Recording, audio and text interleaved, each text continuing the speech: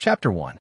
Under the heavy rain, a 27 to 28-year-old beautiful woman knelt in front of a luxurious villa's iron gates with a 5 or 6-year-old boy. The woman was called Zhao Miling, and she came from a remote village. 6 years ago, she had entered university with dreams and hopes, but she had never thought that she would meet a man who would change everything for her. This man was Beitang City's famous playboy, Li Zhe. Back then, Zhao Miling and Li Zhe were in the same school, and Li Zhe had taken a fancy to her. Following this, Li Zhe madly pursued Zhao Miling, using all sorts of methods. Zhao Miling was just a simple and honest girl who had just come to the city. How could she be a match for such an expert in love? Not only did she give him her body, but she also gave her heart. However, after Li Zhe got tired of playing with her, he harshly abandoned her. Later on, Zhao Miling found out that she was pregnant. She wanted to give birth to the child, and she even fell out with her family. After the child was born, Zhao Miling had wanted to raise him by herself. However, 5 years later, because her body was too tired and she had a terminal illness, she did not have many years left to live. In the end, she decided to send the child to the Li family so that the child could experience fatherly love and have a better life.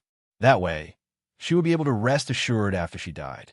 However, the Li family coldly rejected her, and they did not acknowledge that the child belonged to the Li family. Zhao Miling could only kneel in front of the iron gates with the child and beg.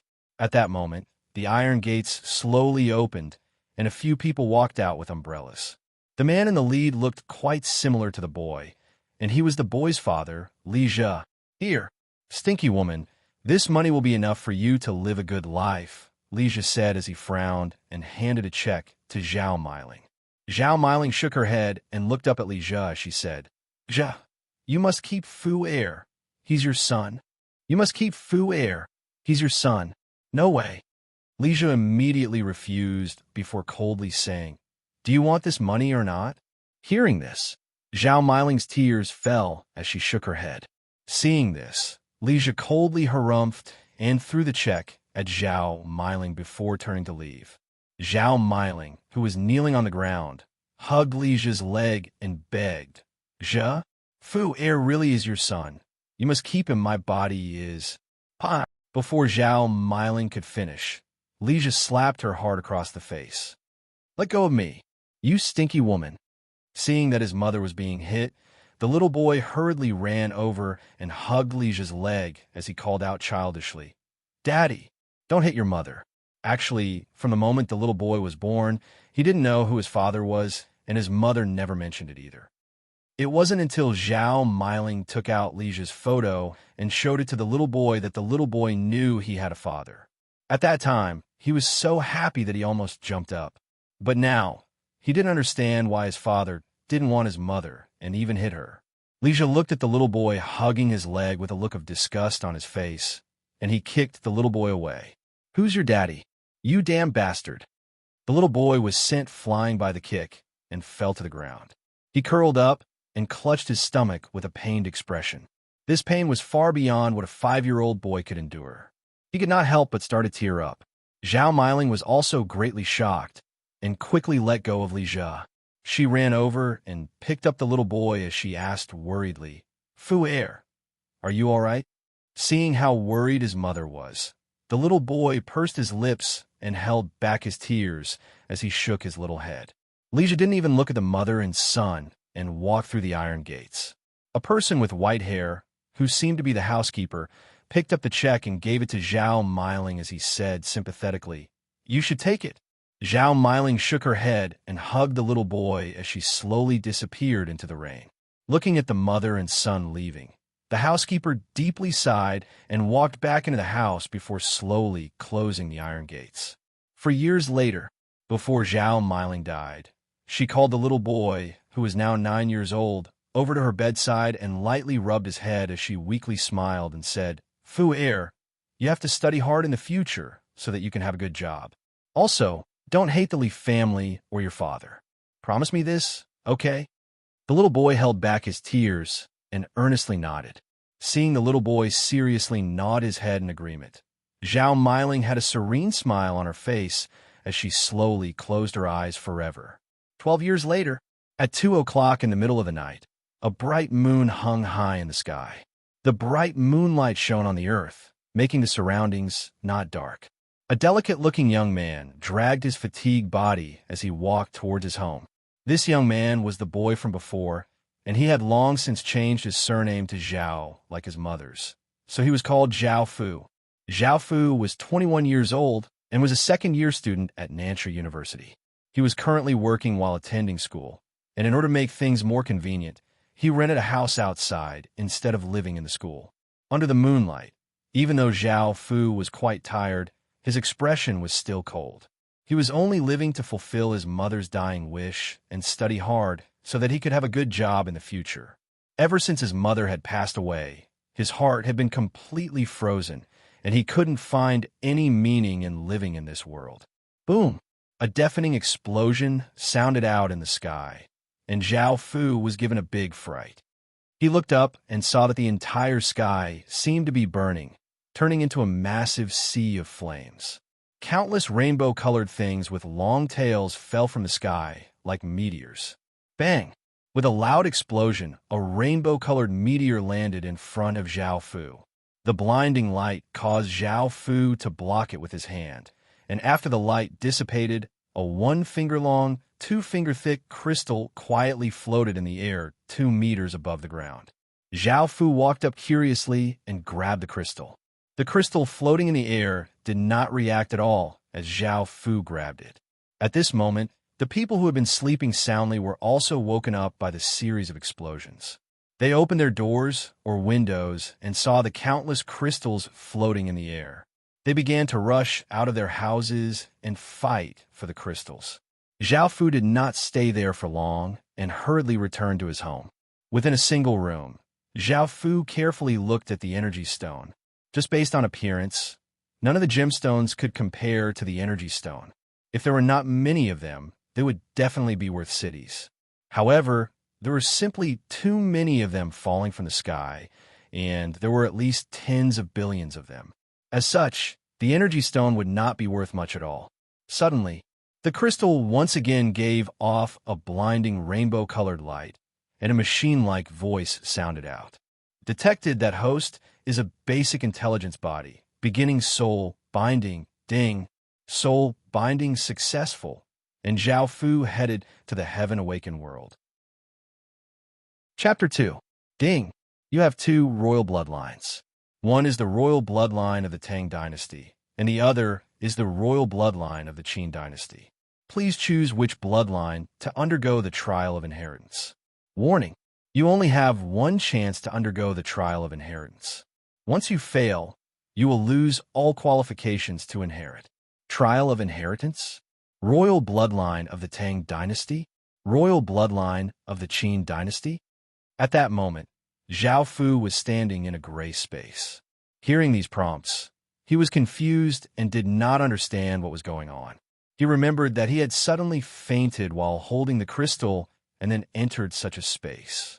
Although he did not understand what the trial of inheritance was, Zhao Fu could not help but grit his teeth and clench his fists when he heard about the royal bloodline of the Tang dynasty. Even if he died, he would not forget what had happened on that rainy day. His heart was filled with hatred for this bloodline. As far as he knew, rumor had it that the Li family had descendants of the Tang dynasty, and the royal bloodline of the Qin dynasty might be his mother's bloodline.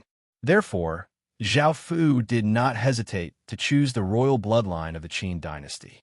Selection complete. An altar that was nearly 100 meters high slowly appeared in front of Zhao Fu. The altar was made of black stone. Every stone step was 9 inches high and half a meter wide. The steps led to the sky, and the whole altar gave people a feeling of antiquity, grandeur, and solemnity. As soon as Zhao Fu stepped on the stone step, he felt his body sink. A force was pressing on him. At first, the force was not too strong, but as Zhao Fu moved forward step by step, the force on his body became stronger and stronger. When he was not even halfway to the altar, Zhao Fu's whole body was covered in sweat, soaking him. He could not even stand steadily on the stone step. He was swaying and could fall on the stone step at any time.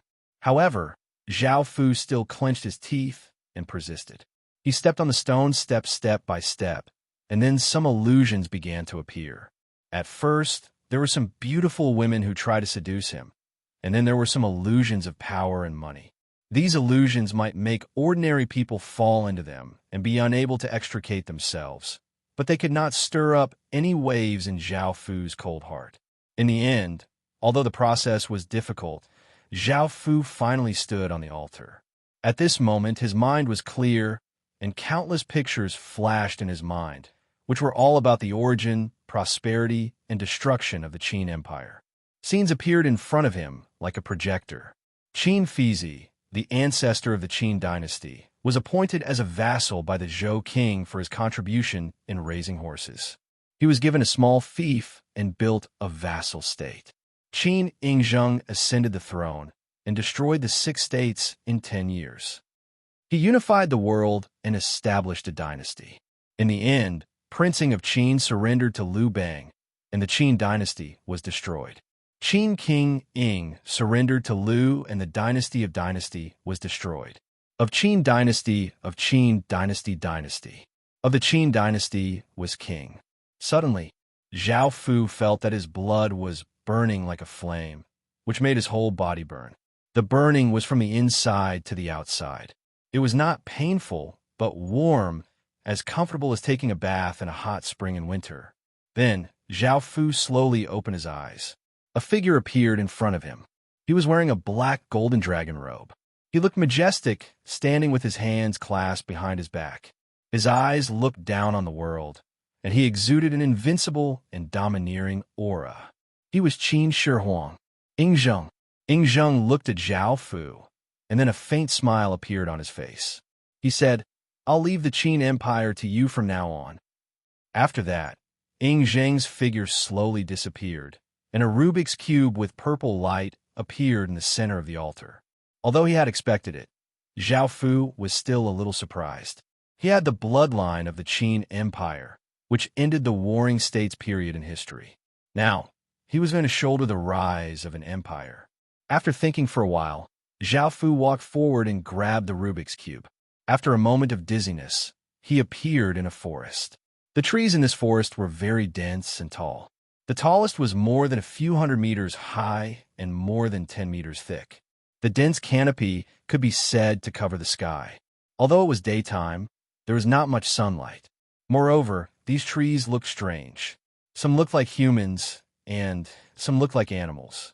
At the same time, some looked like they were struggling, some looked like they were in pain, and some looked like they were ferocious. Coupled with the dim environment, the whole forest looked a little scary. Zhao Fu had never thought that after obtaining the legacy in a place like this, he would be able to obtain some information. Zhao Fu looked around and found that he was wearing rough hemp clothes and pants, as well as a pair of cloth shoes. Apart from that, there was nothing else. According to the simple system prompt, he called out the property interface. Name, Zhao Fu. Title, none occupation, none achievement points, commoner race. Human age, 21, 100 stats, strength, 5, intelligence, 8, constitution, 4, agility, 6, cultivation, stage 0 cultivation technique, none skills, none equipment, coarse linen clothes, cloth shoes, coarse linen pants. After looking at his stats, Zhao Fu found that his strength and constitution were quite weak. His current stats were based on his body in the real world, so if he often trained in the real world, his constitution would be quite good. On the other hand, if his constitution was weak, his stats would also be quite weak. The world that he was in was called the Heaven Awakened world, and it was dozens of times bigger than Earth. Right now, only Zhao Fu's soul had entered this world, and his body was still in the real world. This was quite similar to the settings in online games and novels. The Heaven Awakened world was different to the real world. One day in the real world was equivalent to 3 days in this world, and after dying in this world, he would not truly die. However, he would not be able to log in for 10 days, and all of his equipment and skills would be returned to 0. What was important to note was that this world was not safe. Apart from the human race, there were also countless outlanders and terrifying demon beasts. Normally, When people entered the Heaven Awakened world, they would respawn in a system main city. However, because of the legacy trial, Zhao Fu's respawn location had deviated from the system main city. Following this, Zhao Fu quickly found a hidden mountain and took out the violet cube and pressed it against the ground. A system announcement immediately sounded out. Yes, no, use the legacy stone. Following this, Zhao Fu chose yes. The violet cube on the ground gave off waves of light that rippled out like water. Following this, a formless energy covered the surrounding 1-kilometer radius. In the next second, all of the grass, trees, and flowers in the surrounding 1-kilometer radius disappeared, and a flat ground appeared. The images of a few buildings gradually appeared. One was a thatched house with 2 rooms, and it was labeled as the village hall. One had a furnace and a flag outside, and it was labeled as the blacksmith shop. One had many simple clothes, and it was labeled as the tailor shop. And another had all sorts of medicine, and it was labeled as the medicine shop. Chapter 3. After these buildings appeared one by one, 5 figures gradually appeared as well. Standing at the forefront were 2 young men. One had a cold appearance, and the other had a gentle demeanor. The 3 behind him were 2 men and 1 woman. One of the men had a body full of strong muscles and looked like a blacksmith. The other wore a doctor's uniform and looked like an apothecary. The last woman looked beautiful and should be the owner of the tailor shop. "Greetings, Your Highness." After the 5 of them appeared, their eyes were somewhat dazed. Soon after, they came to their senses and half knelt on the ground as they called out in unison. Now that Zhao Fu had obtained Qin's inheritance, he was naturally Qin's master. So he said calmly, "Get up." Then, the 5 of them stood up respectfully. Zhao Fu began to check the attributes of the 5 people. The first one was the cold-looking youth. Name, by Qi grade. Assist's title. Killing God, title effect. All attributes plus 10%, causes the enemy to feel fear, causing their battle strength to decrease, and raises the morale of the army. Profession. General profession effects. Can hold 2 different military professions. Achievement points. Commoner race. Human life. 24, 100. Loyalty. 100 attributes. Strength. 10. Intelligence. 10. Constitution. 10. Agility. 10. Cultivation. Stage 0 martial arts. None skills. None equipment. Coarse clothes, cloth shoes, coarse pants. Although Zhao Fu knew that Qin's civil and military officials would appear, he was still quite shocked to see that it was Bai Qi. In history, Bai Qi was the head of the 4 great generals of the Warring States period.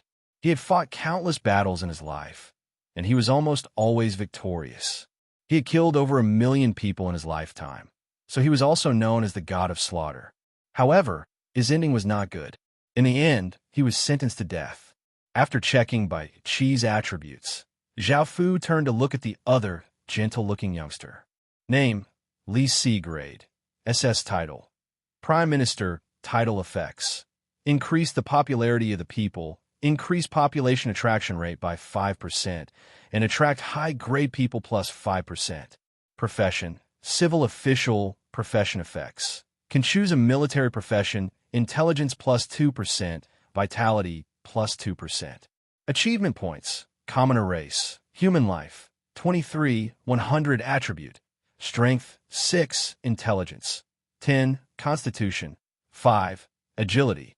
For cultivation, stage 0 martial arts, none skills, none equipment, coarse clothes, cloth shoes, coarse pants. After looking at Li Si's attributes, Zhao Fu was not too surprised. In history, Li Si was a famous minister of the state of Qin. He had contributed greatly to the unification of Qin Shi Huang. But in the end, it didn't end well either. He was beheaded. After that, Zhao Fu's gaze then turned to the other 3. He didn't talk about their specific attributes, just their names and professions. Wang Dao profession, blacksmith. Skill, forging, can forge weapons. Zhang Baishu profession, apothecary. Skill, healing, can cure illnesses. He Yun profession, tailor. Skill, tailor. Skill, tailor. These 3 people all had S grade grades, and there was no need to mention anything else. In the Heaven Awakened world, grade was incredibly important, and it was split into 9 grades: SSS, SS, S, A, B, C, D, E, and F. The higher one's aptitude level was, the faster one's cultivation and comprehension speed would be. For example, grade E was 2 times faster than grade F, grade D was 4 times faster than grade F, and grade C was 8 times faster than grade F. B was 16 times faster than grade F, and so on and so forth.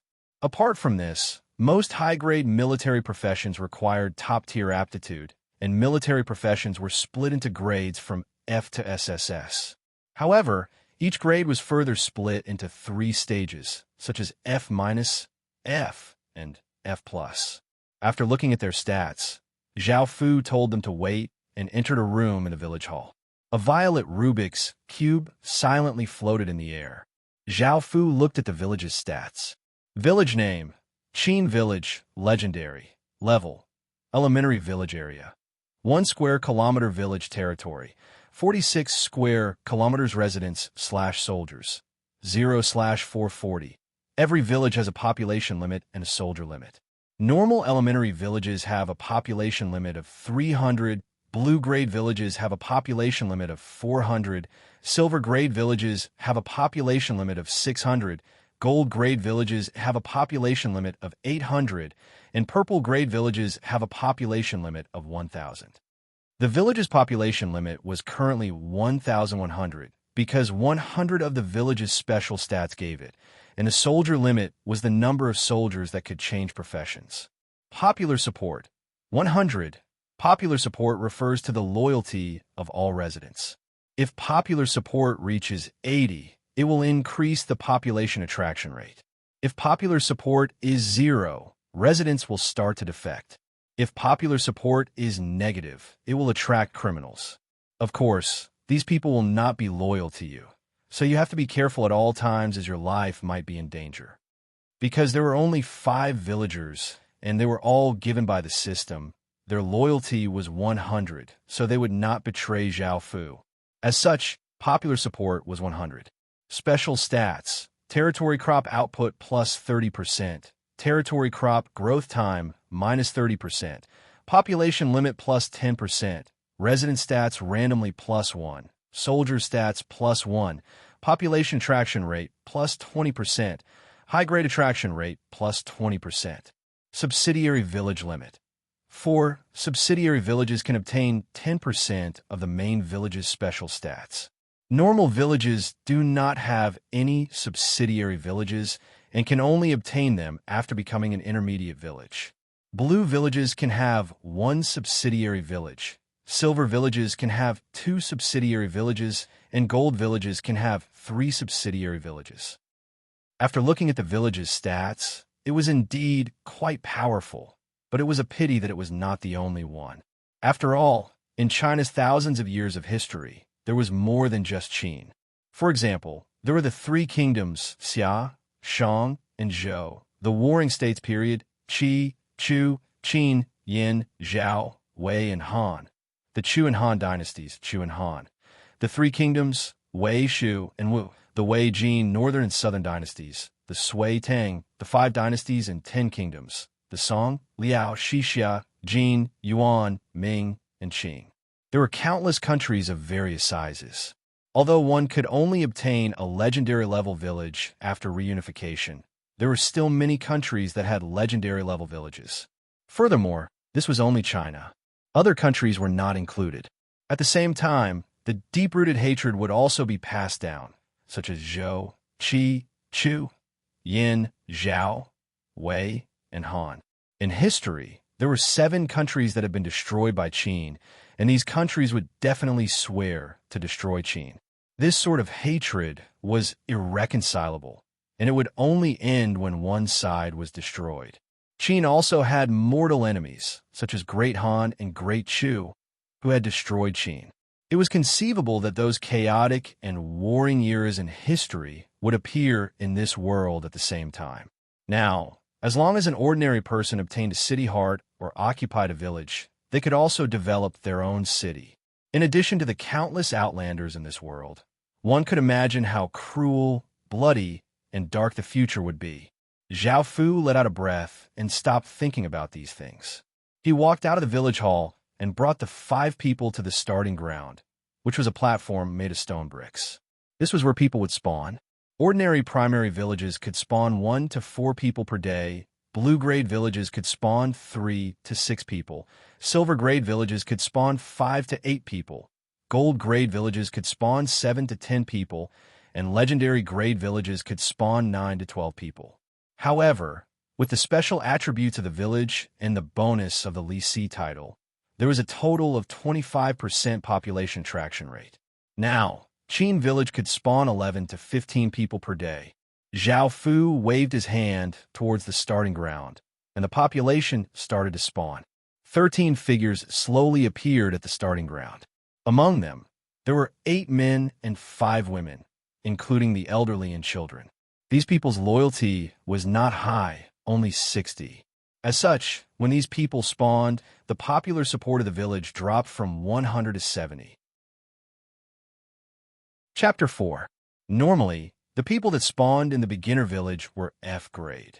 Every 3 days, an E grade would spawn. Every 12 days, a D grade would spawn. Every 48 days, a C grade would spawn. Every 192 days, and an A grade would spawn every 768 days.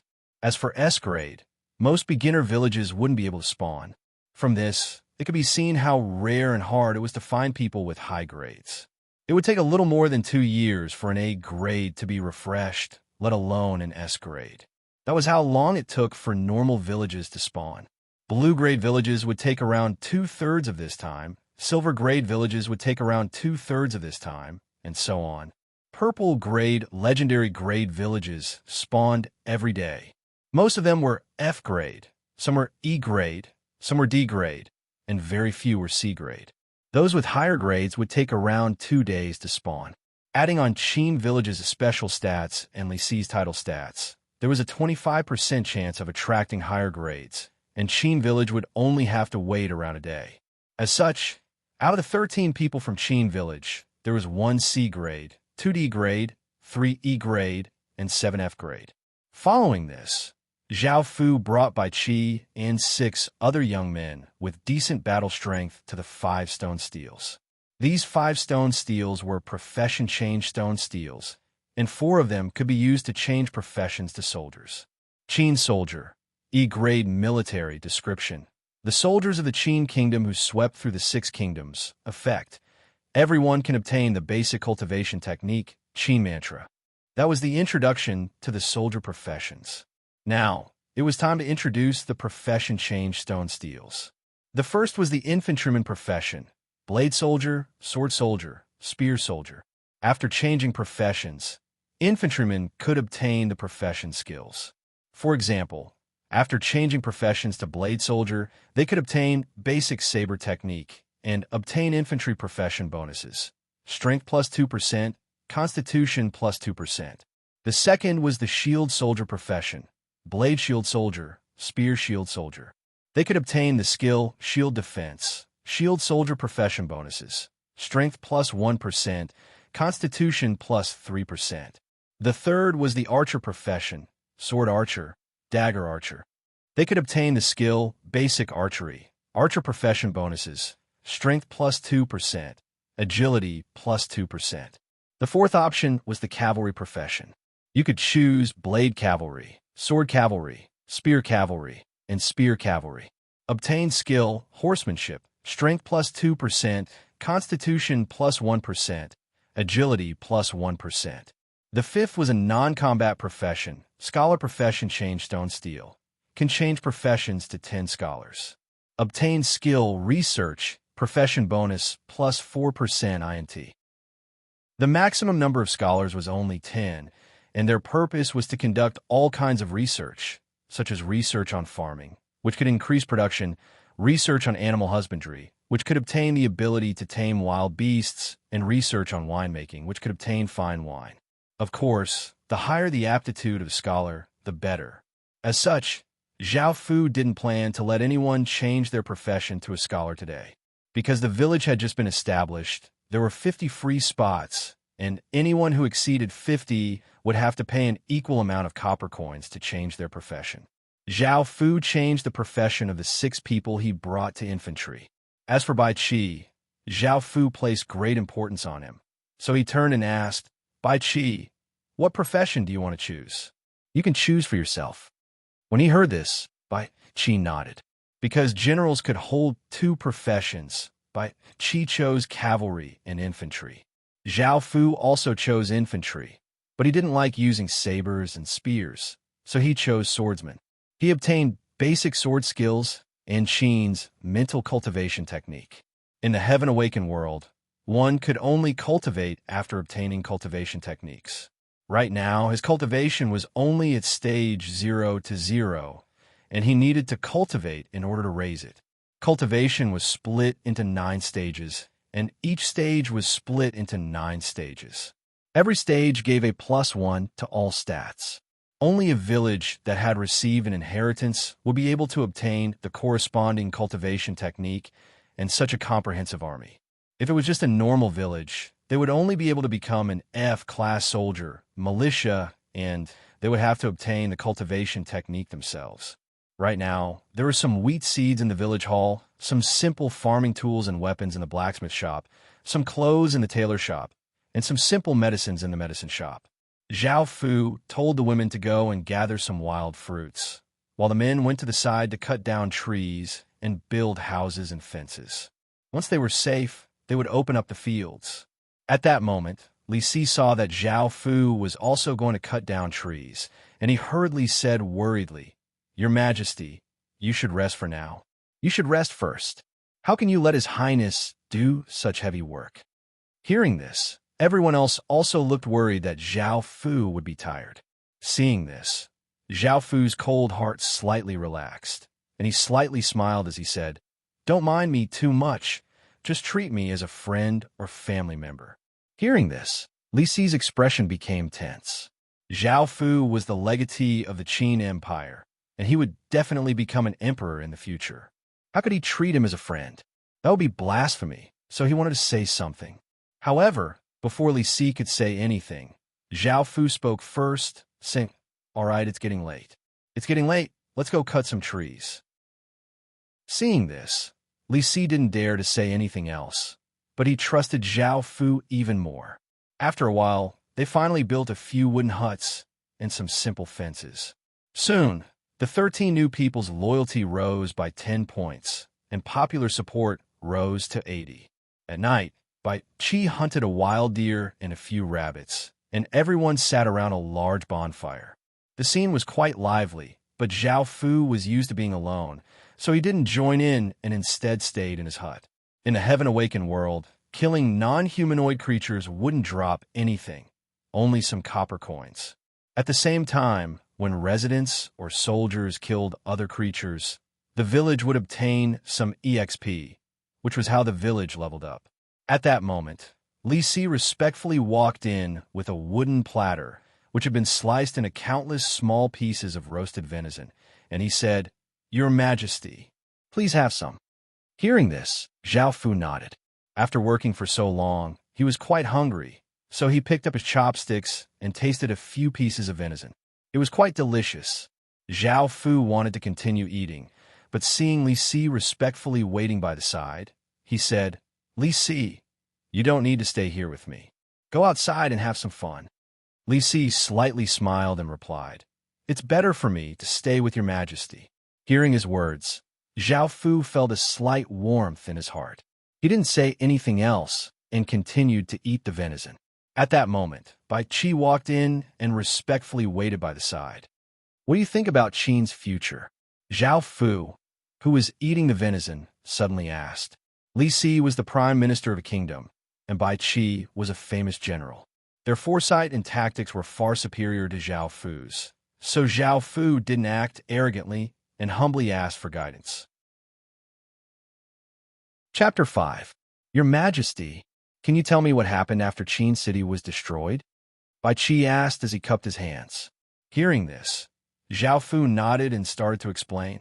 After Qin was destroyed, Chu and Han fought for supremacy, and at the end of the Easter Han dynasty, Wei, Jin, and northern and southern dynasties. What? Why is China being bullied by other races? Hearing Zhao Fu's words, a furious look appeared on Bai Qi's face, and he couldn't help but ask. Only after he finished speaking did he realize what he had said, and he hurriedly apologized to Zhao Fu. Zhao Fu lightly shook his head, indicating that it was fine. After the Qin dynasty, China was no longer feared by other races and could be bullied as they pleased. During the early Qin dynasty, the school of military, school of legalism, school of vertical and horizontal, school of Taoism, school of Confucianism, and school of Moism contended for supremacy. However, after the Han dynasty, the 100 schools of thought were abolished and Confucianism was revered. Even though this wasn't wrong, it wasn't right to go to war. Your Majesty, I think that if we want to win the chess game, we should first break away from the chess games, and the first one to break away should be China, Bai Qi said after thinking for a while. Li Si nodded and said, Your Majesty, right now, China is about to become the largest war zone, and if we get dragged into it, we will have to expend too much energy. It's best for us to focus on our own interests. Hearing this, Zhao Fu nodded and talked about the history of the world. In the end, they decided on Qin City's future path. Even though it was a bit far-fetched, this was the main strategy. Right now, the most important thing was to properly develop the Qin village. Without realizing it, they had stayed in the heaven-awakened world for 10 or so hours, and it was about time for the real world to brighten. Zhao Fu had some things to take care of in the real world, so he told Bai Qi and Li Si to be more careful and to send people to patrol at night to ensure their safety. Following this, he left the heaven-awakened world. After his consciousness returned to his body, Zhao Fu slowly opened his eyes and found that it was already morning. He took out his phone and looked at the time. It was already 8 a.m. He got up from the ground and washed up before buying some things for breakfast. Then, Zhao Fu decided to drop out of school. This was because in the near future, the heaven-awakened world would definitely devour the real world, which was a warning from the legacy. As such, studying hard and having a good job in the future would be meaningless, so Zhao Fu changed his mind. Nansha University could be considered a famous university in China. Those who could enroll in it were undoubtedly elites. This university could be said to be the dream of countless people. Are you sure you want to quit school? The homeroom teacher, Li Hong, looked at Zhao Fu with some pity and tried to persuade him. Although Zhao Fu was a little unsociable in class, his grades were excellent in all aspects. If he graduated from university, he should have a very good future. However, he didn't expect that Zhao Fu would actually choose to drop out of school.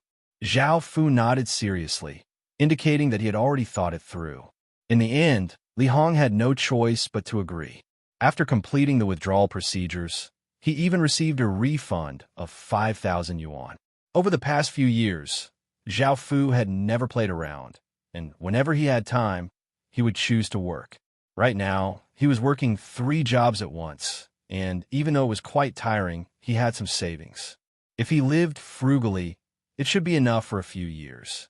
After buying a few boxes of instant noodles at the supermarket, Zhao Fu returned home. He turned on his second-hand computer and looked up some news about the heaven-awakened world. Right now, the most popular thing in the world was the heaven-awakened world. Almost everyone was talking about the heaven-awakened world, and when Zhao Fu searched online, countless pieces of information popped up. Apart from this, Zhao Fu also found that someone had created a heaven-awakened world forum. There were already more than 100 million users, and the number was rapidly increasing. Who has the ability to create such a forum so quickly? Zhao Fu thought about it, and also applied for an account. He entered the forum and looked around. Apart from chatting about the heaven-awakened world, there were also people buying items related to the heaven-awakened world. The price of a copper coin was now $8 per copper coin.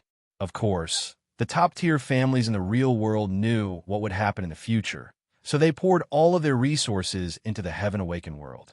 Some people even spent tens of billions of yuan to buy a legacy stone. Of course, ordinary people did not know about this, and they only looked at it with envy.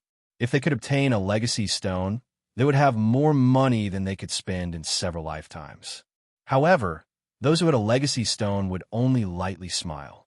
To obtain a legacy, one had to go through many trials, and if one sold a legacy stone for such a small amount of money, one would not be able to obtain a legacy stone at all.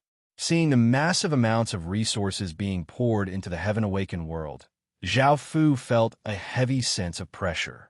However, the only thing worth rejoicing about was that even though every place in the Heaven Awakened world had a system main city, each city was managed by its own city lord. In other words, the Heaven Awakened world was split into different regions, and if one wanted to cross regions, they could only rely on themselves.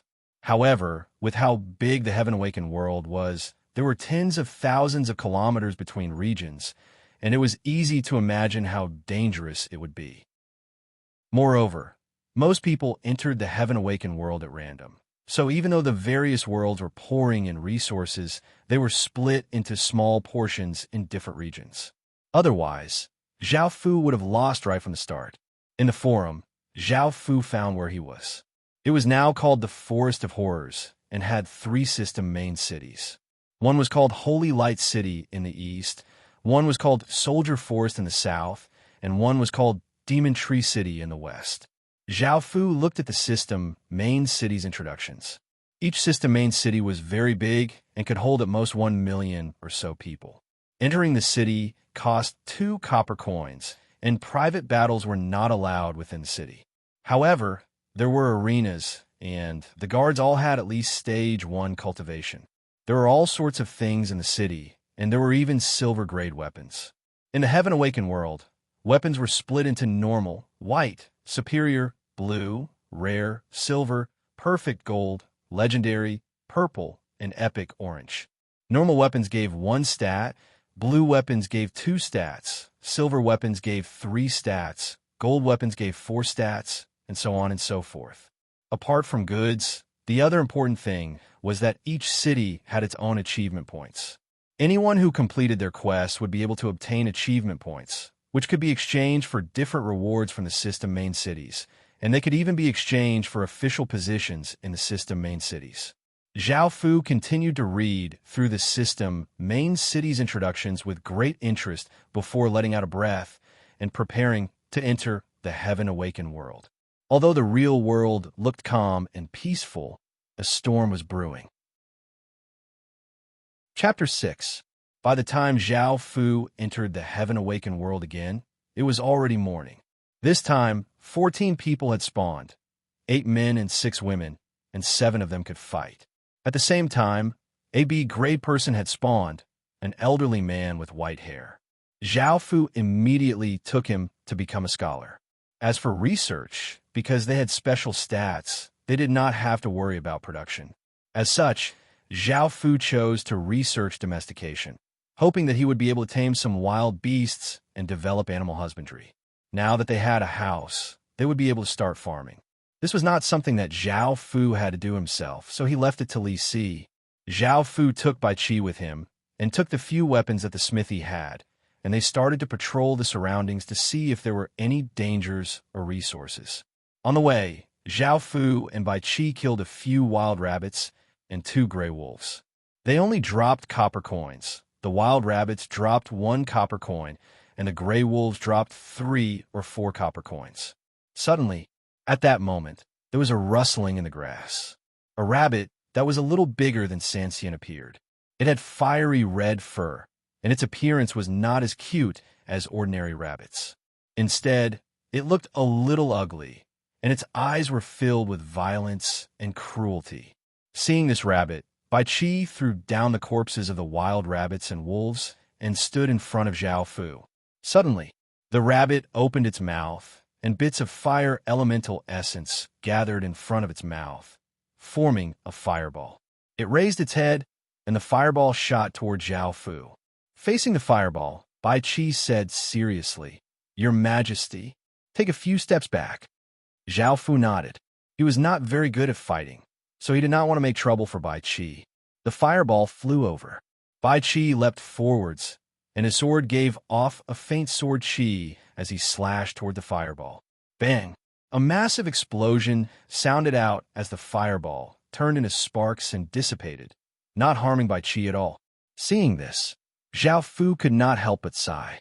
SSS grade was indeed powerful. In such a short period of time, his cultivation had greatly increased. After that, the rabbit released a few more fireballs at Bai Chi, but Bai Chi easily dodged them. Not only did Bai Chi have an SSS grade, but his attributes were also maxed out. He also had a title, which was why he was so powerful. Seeing that the fireballs had failed to hit Bai Chi, the rabbit became even more irritable. It leaped up and opened its mouth, revealing its sharp rabbit teeth as it bit towards Bai Chi. Bai Chi coldly harumphed as he stepped forward and stabbed out with his sword. Blood splattered everywhere as the sword immediately pierced through the rabbit's throat, killing it. Notification: your general has killed an elite magical beast, a violent flame rabbit, and has obtained 6 achievement points. Notification: you have received 3 achievement points. So it was an elite magical beast. In simpler terms, magical beasts were different from ordinary creatures.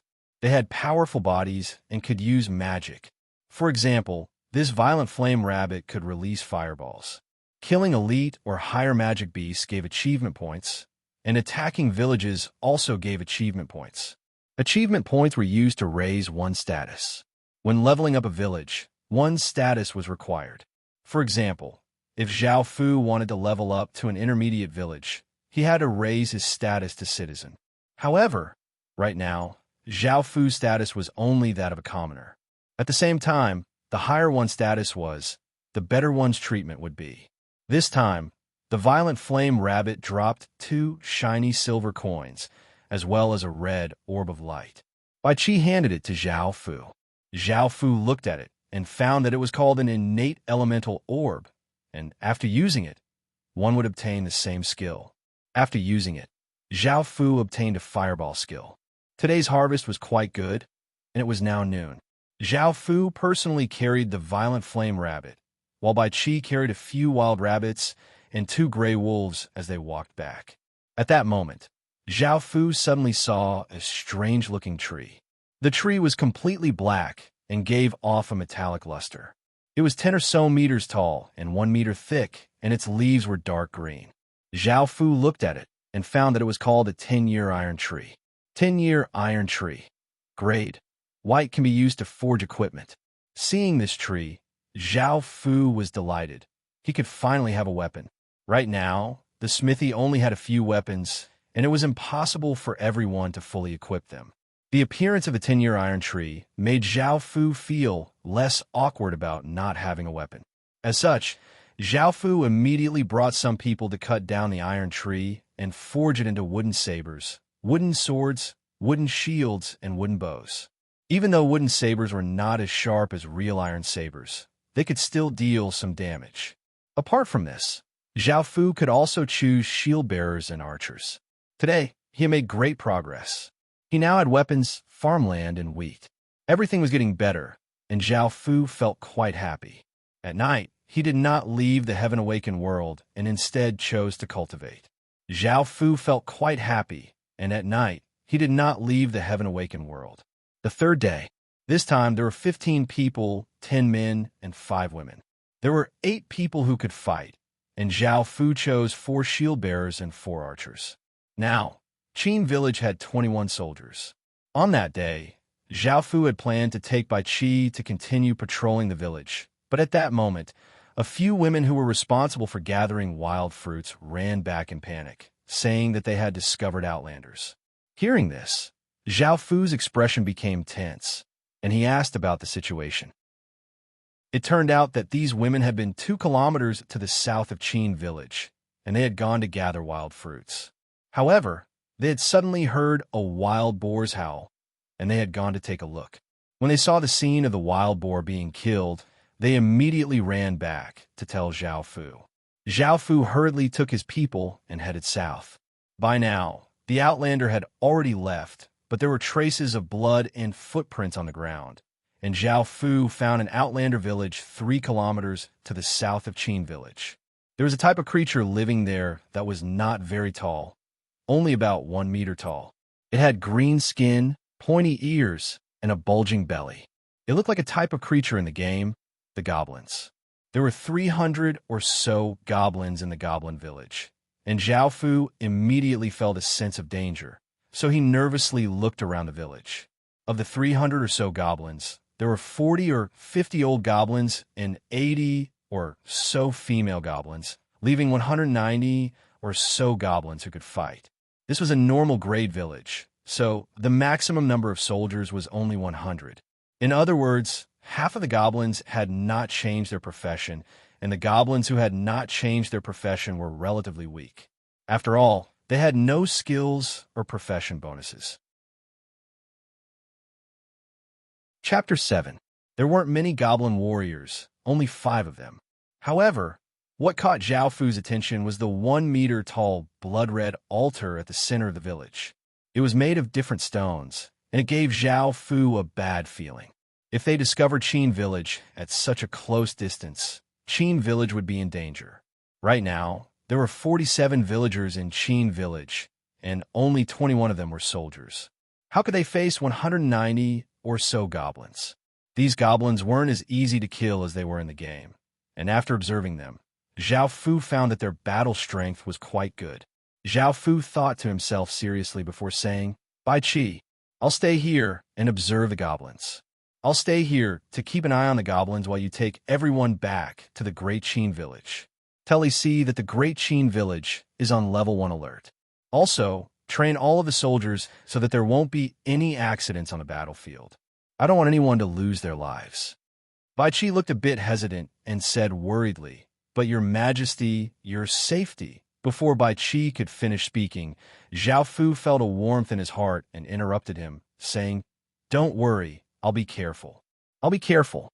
Right now, I'm the only suitable person to do this. I could be on guard and also look for their weaknesses. But you should train them well as soon as possible. The goblins will discover us soon." Seeing this, Bai Qi understood how serious this matter was. He could only earnestly nod and lead everyone back to the village, and he told Li Si about this. Li Si's expression was quite serious, and he ordered the women to strengthen the fences and help make all sorts of weapons. Bai Qi called all of the soldiers together to train them on how to form formations, how to cooperate, and how to attack. After hearing that Zhao Fu was risking his life to protect them, the villagers of Qin Village were incredibly moved. Everyone worked hard to cooperate, and popular support rose to 90%. Zhao Fu hid in a bush on a hill and observed the goblin village to see if there were any weaknesses. If they fought the goblins head-on, they definitely wouldn't be able to defeat Qin Village, and even if they did, they would suffer heavy casualties. This wasn't what Zhao Fu wanted. Time gradually passed, and soon, the sun was setting, dyeing half the sky red. At that moment, Bai Qi arrived with his men. At that moment, Zhao Fu sighed. After observing the goblin village for so long, he hadn't found any opportunities to take advantage of. However, he had discovered some of the goblins' habits. Firstly, they weren't very intelligent, and they were quite aggressive. They would occasionally fight over a piece of meat. It was almost nighttime, so Zhao Fu could only return. He left 2 people here to stand guard. He had thought about ambushing the goblins during the night, but including himself and Bai Qi, there were 23 of them. If they had to face 300 goblins, it would not be wise to ambush them at night. He didn't sleep well the whole night. At dawn the next day, the population started to refresh. This time, there were 15 people, but only 5 of them could fight. This made Zhao Fu feel a bit disappointed. At this moment, someone came to report. It was one of the 2 guards who had been left behind. "Your Highness, the goblins are moving." Hearing this, Zhao Fu hurriedly asked about the situation and found out that the goblin village had split into 4 groups. Each group had roughly 50 goblins, and they had left in 4 different directions. After hearing this, Zhao Fu felt that his opportunity had come. The goblins were not farmers, and they relied on hunting for food. As such, they hunted every day to ensure that the village had enough food. "Bai Qi, hurry and gather everyone," Zhao Fu immediately ordered. Following this, the 26 soldiers gathered together. Zhao Fu ordered them to bring some fruits for breakfast before chasing after a group of goblins with Bai Qi. There were roughly 50 goblins in this group, and they were led by a goblin warrior. At that moment, Bai Chi displayed the results of his training. He showed everyone what a real battle was, and not a group of hooligans fighting. Bai Chi first had the shield bearers at the front, the infantrymen in the second row, and the archers in the third row. This was the simplest formation. Archers, I know that you haven't changed professions for long, but I don't need you to kill a goblin with every arrow. All you need to do is to hit their largest body parts. Bai Chi gave the order in a low voice before making a gesture to release arrows. Following this, the 8 archers drew their bows, and swish, swish, swish, arrows flew out, shooting into the group of goblins. Zhao Fu followed suit and released a fireball. The 8 archers all hit their targets. Of the 8 goblins, 3 were lightly injured, 4 were heavily injured, and 1 was unlucky enough to be hit in a vital spot, causing it to fall to the ground and die. Zhao Fu's fireball was quite effective, injuring 5 or 6 goblins. One of them was sent flying and fell to the ground, and it seemed that it wouldn't be able to live for long.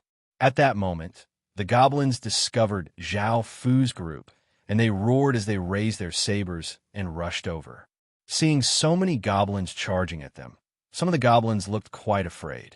After all, they had never fought before. At that moment, Bai Chi coldly harumphed, and the goblins were no longer as afraid. Bai Chi's title had most likely raised their morale. Fire! Bai Chi once again yelled, and 8 arrows flew out, shooting a few goblins to the ground. This time, the goblins were prepared, so the arrows were not as effective as before. At the same time, Zhao Fu released a fireball, injuring a few goblins. Soon, the goblins were within 10 meters of them, and Bai Chi yelled, "Shield bearers, go up and scatter their spirit. Infantrymen, follow up." The 8 shield bearers immediately took out round shields made of iron wood, which was 1 meter thick, and cut them into 3 centimeters thick pieces. Although they looked quite crude, they were quite effective. The 8 shield bearers rushed up, and the 2 groups collided, resulting in a massive explosion.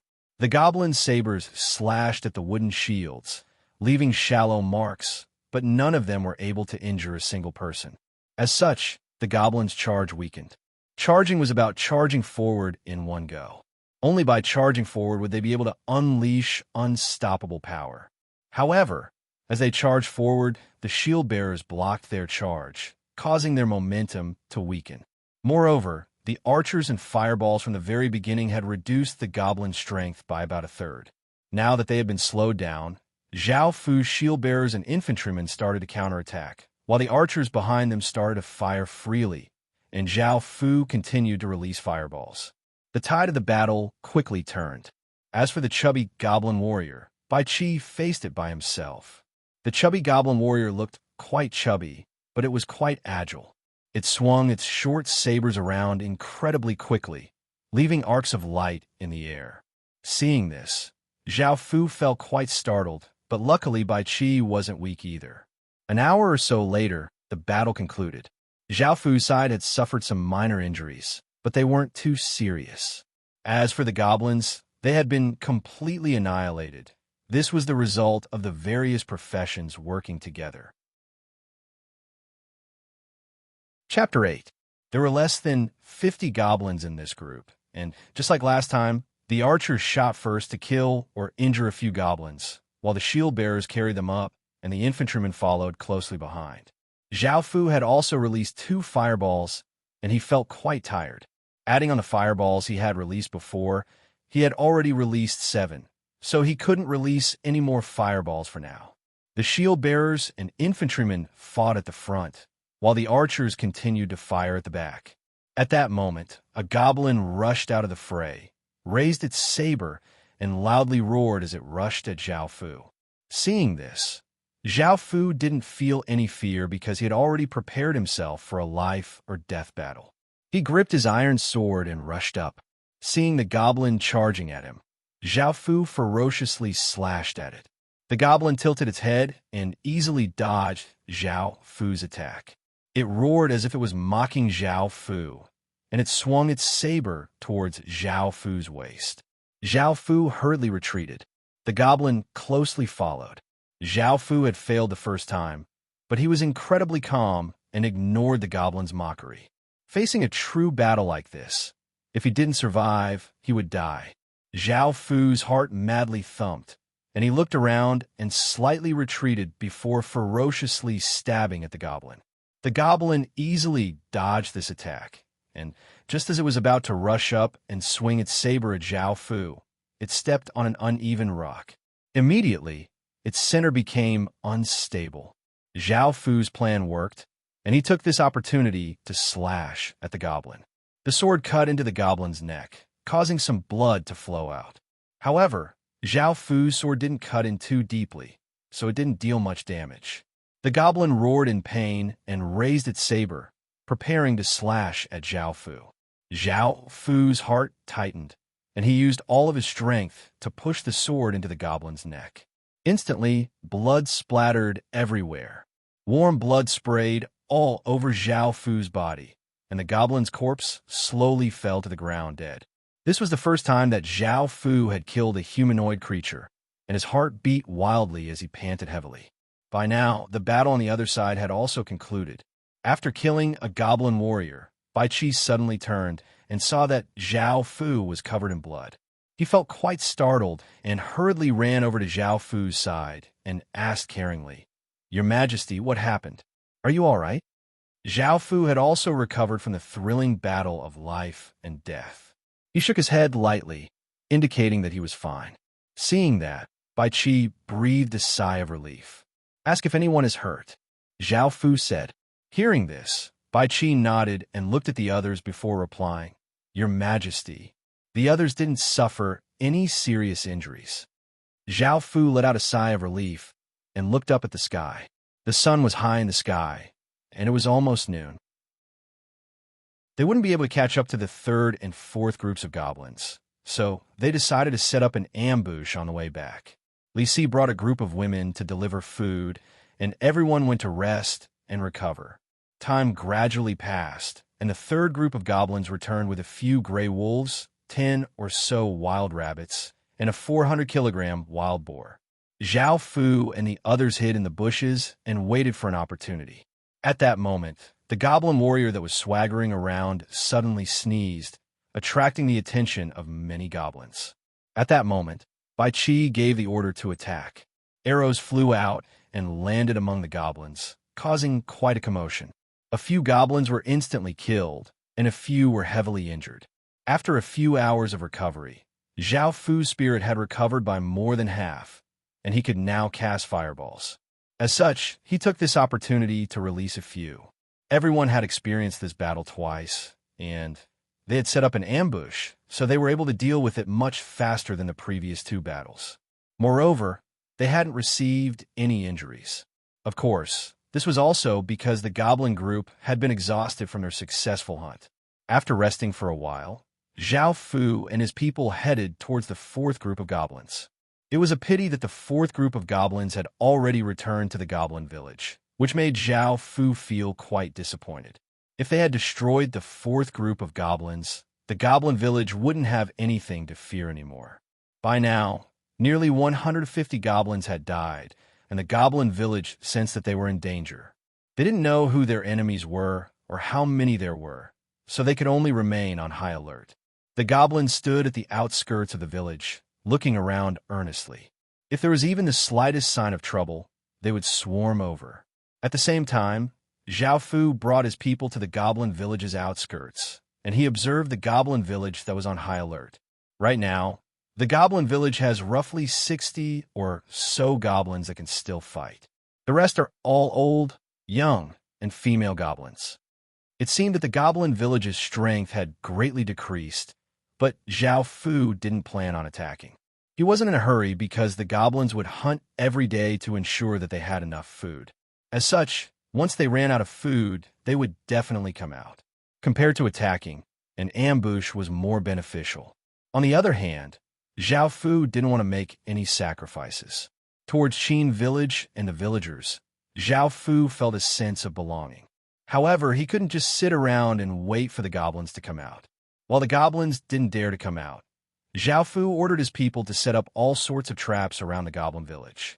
As night fell, Zhao Fu left behind a few people to stand guard and brought the goblin spoils of war, the wild boar, 10 or so wild rabbits, and a few gray wolves.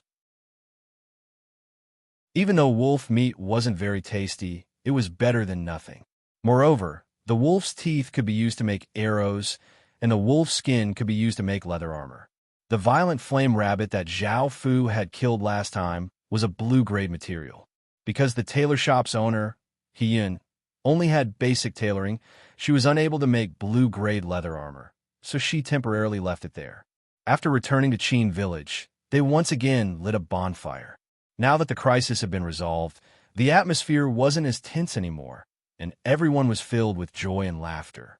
As soon as Zhao Fu entered the village, a few 4- or 5-year-old children happily ran over and surrounded Zhao Fu, crying out in admiration, "Your Majesty, you're so amazing. You killed so many outlanders." Seeing this, Zhao Fu smiled and explained, "It wasn't just me who did this. Your parents also contributed. But you're our Majesty, and it was because of your heroic leadership that we were able to kill so many outlanders," one of the children said excitedly as he hugged Zhao Fu's leg. Zhao Fu lightly smiled and patted the child's head, and the coldness in his heart gradually melted. Following this, the children's parents apologized and took their children back. Zhao Fu returned to the village hall and thought for a moment before asking Li Si, "How were your gains from killing the goblins this time?" It was impossible not to clean up the battlefield during a battle, but because the situation had been quite urgent, the task of cleaning up the battlefield had been given to Li Si's female team. Chapter 9. Hearing this, Zhao Fu nodded. The next day, the goblin village once again spawned 14 people, 7 of whom could fight. At the same time, Zhao Fu changed her profession to scholar, hoping that he would be able to tame her as soon as possible. Zhao Fu also changed the 7 people into soldiers, bringing the total number of soldiers to 28. Zhao Fu once again brought these 28 soldiers to the goblin village. Currently, the goblin village was still on full alert, so Zhao Fu chose not to attack. Instead, he had Bai Qi continue to set up traps while he trained his soldiers. Another day passed, and the goblin village spawned 15 people, leaving 6 people who could fight. Zhao Fu also changed his profession to soldier, and the goblins still did not dare to come out. Zhao Fu continued to wait as he set up traps. Moreover, Zhao Fu found another 10-year iron tree. On the 3rd day, the goblin village spawned 14 people, leaving 8 people who could fight. At the same time, a great soldier appeared, and Zhao Fu also changed them to soldier. Today, the goblins had finally run out of food, and they couldn't help but come out. This time, around 100 goblins came out from the goblin village, and half of them were female goblins. There were also 4 goblin warriors, who seemed to have just changed professions and were slightly smaller than the goblin warriors. Right now, there were only 20 or so goblins in the village that could fight, as well as 1 goblin warrior that had survived from before. The remaining 30 or so goblins were female, and the rest were old and young. On the surface, it seemed that attacking the goblin village would be easier, but Zhao Fu felt that it would not be so simple. He felt that the blood-red altar at the center of the village was not simple, and that there was something wrong with it. As such, Zhao Fu decided to attack the 100 goblins. Of course, he would not just blindly attack, or else the traps that he had set up over the past few days would have been for nothing. Zhao Fu split the 42 soldiers into 3 teams and gave them a simple explanation of their tactics. One team would first run and attack. Seeing that there were only a few enemies, the goblins immediately raised their sabers and roared as they rushed over. After attacking for a while, they followed Zhao Fu's orders and turned to run. Seeing their enemies run away, the goblins happily yelled and rushed over, wanting to kill these enemies who had made them suffer for the past few days. But in the next second, one goblin after another fell into the holes that had been dug, and they were pierced by the sharp wooden sticks buried in the holes. They howled in pain, and out of the 100 goblins, nearly 20 of them were killed in an instant. After losing so many of their forces, all of the goblins stopped. No one was sure if there were any more pits in front of them, so they didn't dare to advance. They could only furiously yell from where they were. Swish, swish. Suddenly, a few more arrows fell into the group of goblins. The goblins saw a few more enemies running out from the left, and they angrily rushed over. Soon, traps were triggered, and massive logs and rocks fell from the trees, either heavily injuring or killing the goblins. The 80 goblins were immediately reduced to 50 or so goblins. At that moment, another team appeared on the right side of the goblins, shooting arrows at them before turning and running. Seeing this, the goblins had already suffered twice, and they didn't dare to foolishly continue charging. They could only stand where they were and swing their sabers as they yelled at the fleeing enemies. By now, Zhao Fu's two teams had already met up and appeared behind them. Arrows and fireballs rained down on the group of goblins, catching them completely off guard. As such, this sneak attack was quite effective. The fireballs heavily injured 2 goblins, and a few others were lightly injured, and the 9 arrows all hit. 3 died, 5 were heavily injured, and 1 was lightly injured. Now, there were only 40 or so goblins who could still fight. At the same time, the other team that had been running turned around and started to attack, causing the goblins to once again shrink. Bai Qi, quickly deal with a goblin warrior. All of the shield bearers focus on defense and stall the other 2 goblin warriors. Infantrymen, charge. Archers, fire freely. I'll deal with the crippled goblin warrior. Zhao Fu loudly gave the order, and everyone else obeyed. The remaining goblin warriors had only just changed professions, and many of them were female. They were quickly dealt with by the infantrymen and archers, while 8 or 9 shield bearers raised their wooden shields and surrounded the 2 goblin warriors. Facing the crippled goblin warrior, Zhao Fu was quite easy to deal with. Of course, he didn't fight at close range, as Zhao Fu definitely wouldn't be able to defeat it at close range. However, he had fireballs, and the goblin warrior was quite big and had a crippled leg, so was unable to dodge at all. In the end, it was killed by Zhao Fu. On the other side, Bai Qi also quickly dealt with a goblin warrior. The remaining 2 goblin warriors were shot to death by the archers without Bai Qi even having to do anything. They died quite sullenly, mainly because they were surrounded by shield bearers and couldn't dodge at all. As such, they could only become live targets for the archers. After the battle concluded, everyone started to clean up the battlefield. Bai Qi put away his sword and turned to look at Zhao Fu, a trace of a smile appearing on his cold and handsome face. He felt that Zhao Fu's tactics and leadership were perfect. Perhaps he still lacked experience in large-scale battles, but this was enough to prove that Zhao Fu was extraordinary. How could Bai Qi's subordinate not be happy to have such a powerful lord? Zhao Fu turned and saw Bai Qi's smile. He felt quite surprised and asked curiously, "Bai Qi, why are you smiling?" Bai Qi lightly shook his head and didn't reply to Zhao Fu. Instead, he asked, "Your Majesty, what should we do next? Should we attack the goblin village or not?" Hearing this, Zhao Fu replied, "Surround it first. I feel that there's something strange about the goblin village.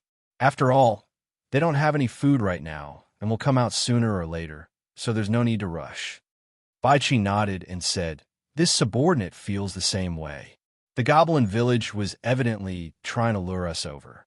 However, he didn't expect that your Majesty would not attack the village, but instead attack the 100 goblins and 4 goblin warriors. Moreover, they have all been destroyed by your Majesty." Zhao Fu felt that the goblin village was not simple at all, so he ordered his soldiers to clean up the battlefield and surround the goblin village. The goblins within the goblin village looked at the figures of their enemies outside and understood what was going on. Expressions of terror appeared on their faces, and the entire village started to fall into chaos. Zhao Fu watched from the outside and didn't have any intentions of attacking. After all, he had already caught a turtle in a cage, so there was nothing to be anxious about. After observing for 10 or so minutes, at this moment, an elderly goblin holding a wooden staff led the rest of the goblins to kneel at the entrance of the village. At this moment, Zhao Fu received a system announcement. Chapter 10. Zhao Fu and Bai Qi looked at each other, feeling quite surprised. They had thought that the goblins would starve for a few more days before risking their lives and charging out. They had never thought that they would surrender. Zhao Fu smiled and chose to accept, and a system announcement sounded out in his mind. You've accepted the surrender of Logue Village. You've received 50 battle achievements. Following this, Zhao Fu led his people to the entrance of the village and looked at the goblins kneeling there as he said, "Rise." Hearing this, the other goblins slowly stood up with fearful expressions. Even though they didn't understand what Zhao Fu was saying, they understood what he meant. Lord Zhao Fu had the ability to translate languages, which was similar to telepathy. Even though they didn't speak the same language, they understood what he meant. At this moment, the old goblin who was kneeling at the very front said, "Thank you, esteemed Lord, for accepting my, Logue's, surrender." Zhao Fu nodded. At the same time, he asked the question that had been bothering him. "Roger, why did you choose to surrender now instead of holding on for a few more days?" Logue, the old goblin, had a bitter expression on his face. From the beginning, he had sensed that Zhao Fu did not have many soldiers, as Zhao Fu did not dare to directly attack the village. As such, he had sent out 100 goblins to search for food and to lure Zhao Fu into attacking the village. If Zhao Fu had attacked the village, he could have used the blood-red altar's effects and the remaining soldiers to heavily injure Zhao Fu. However, he had never expected that Zhao Fu would choose to attack the 100 goblins instead of the village. Not only had he killed all 100 goblins, but he had also chosen to surround Zhao Fu instead. At this moment, there were only two outcomes for Logue Village. Either they would starve to death, or they would be ambushed and killed. Rather than that, it was better to surrender early. After receiving Logue's explanation, Zhao Fu brought some people to the center of the village. After checking the blood-colored altar, he received a set of information. Demon altar can become a demon priest through a sacrifice. Special effect. Demon priests who stand on the altar gain the ability to communicate with their god. Effect. All stats plus 5%. After looking at this information, Zhao Fu gestured for Bai Qi to bring a wild beast over. Bai Qi brought a 150-kilogram wild boar over and placed it on the altar. Zhao Fu took a knife and slit the wild boar's throat, causing it to howl as a large amount of blood flowed out. Bright red blood flowed all over the ground, and the blood-red altar gave off waves of blood-red light. The wild boar seemed to be terrified of something, and it howled before dying. The wild boar's corpse withered and became a terrifying dried corpse. At this time, the blood-red light on the altar became even more intense, and a phantom began to appear in the air. It looked a bit like a little demon, but there were some differences.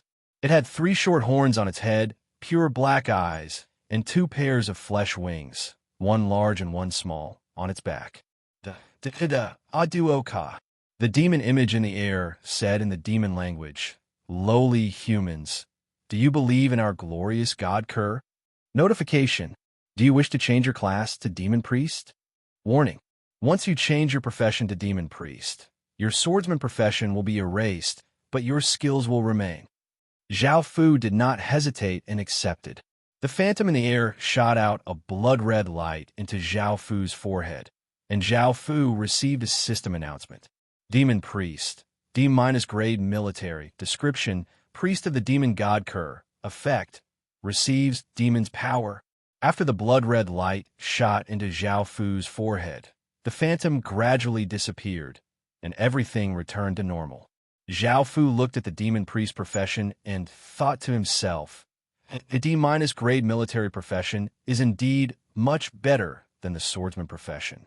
First, the profession bonuses are Strength plus 1%, Constitution plus 1%, Intelligence plus 4%, Health Fireball, Blood Healing, and Demon's Power, all stats plus 2. It was a pity that he had reached the upper limit of this profession. The so-called God Kerr was just a weak, godly spirit in the infernal realm, and it did not have much divine power.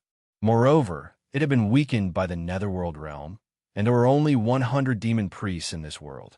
Zhao Fu had been quite lucky. One of them had died not too long ago, and now he had another. Zhao Fu felt quite happy, and he smiled as he went to the goblin barracks to take a look. The goblins only had 2 profession-changed stone steels. One was Goblin Warrior, F-grade military, description, warriors among goblins, effect, receives the skill Chop. The other was Goblin Warrior, E+ grade military, description, mutated goblins who have obtained the primogenitor's power, effect, receives the skill Primogenitor's Power. No wonder it was so powerful. It was an E+ grade military. However, the maximum number of people who could change their profession was only 5.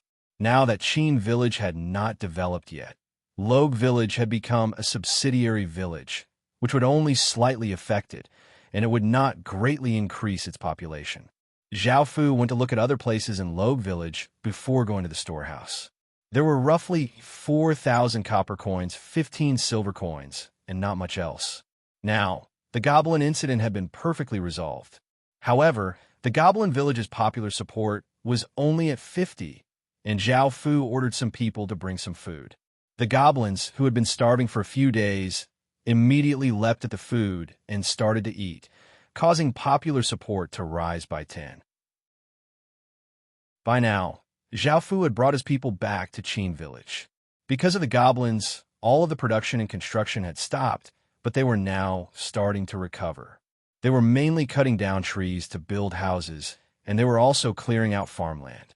Apart from this, Zhao Fu also left a group of soldiers to scout the surroundings of Qin Village to see if there were any other dangers. Now, after giving out some orders, Zhao Fu had some free time. He looked at the 2 skills that he had obtained after becoming a demon priest. One was a D- grade Hell Fireball, and the other was an E+ grade Blood Healing. Skills were split into 9 grades and 3 stages. The Violent Flame Rabbit that he had killed before had only been an F grade Hell Fireball, so Zhao Fu wanted to see how powerful the D- grade Hell Fireball was. Zhao Fu went to an empty area and stretched out his hand.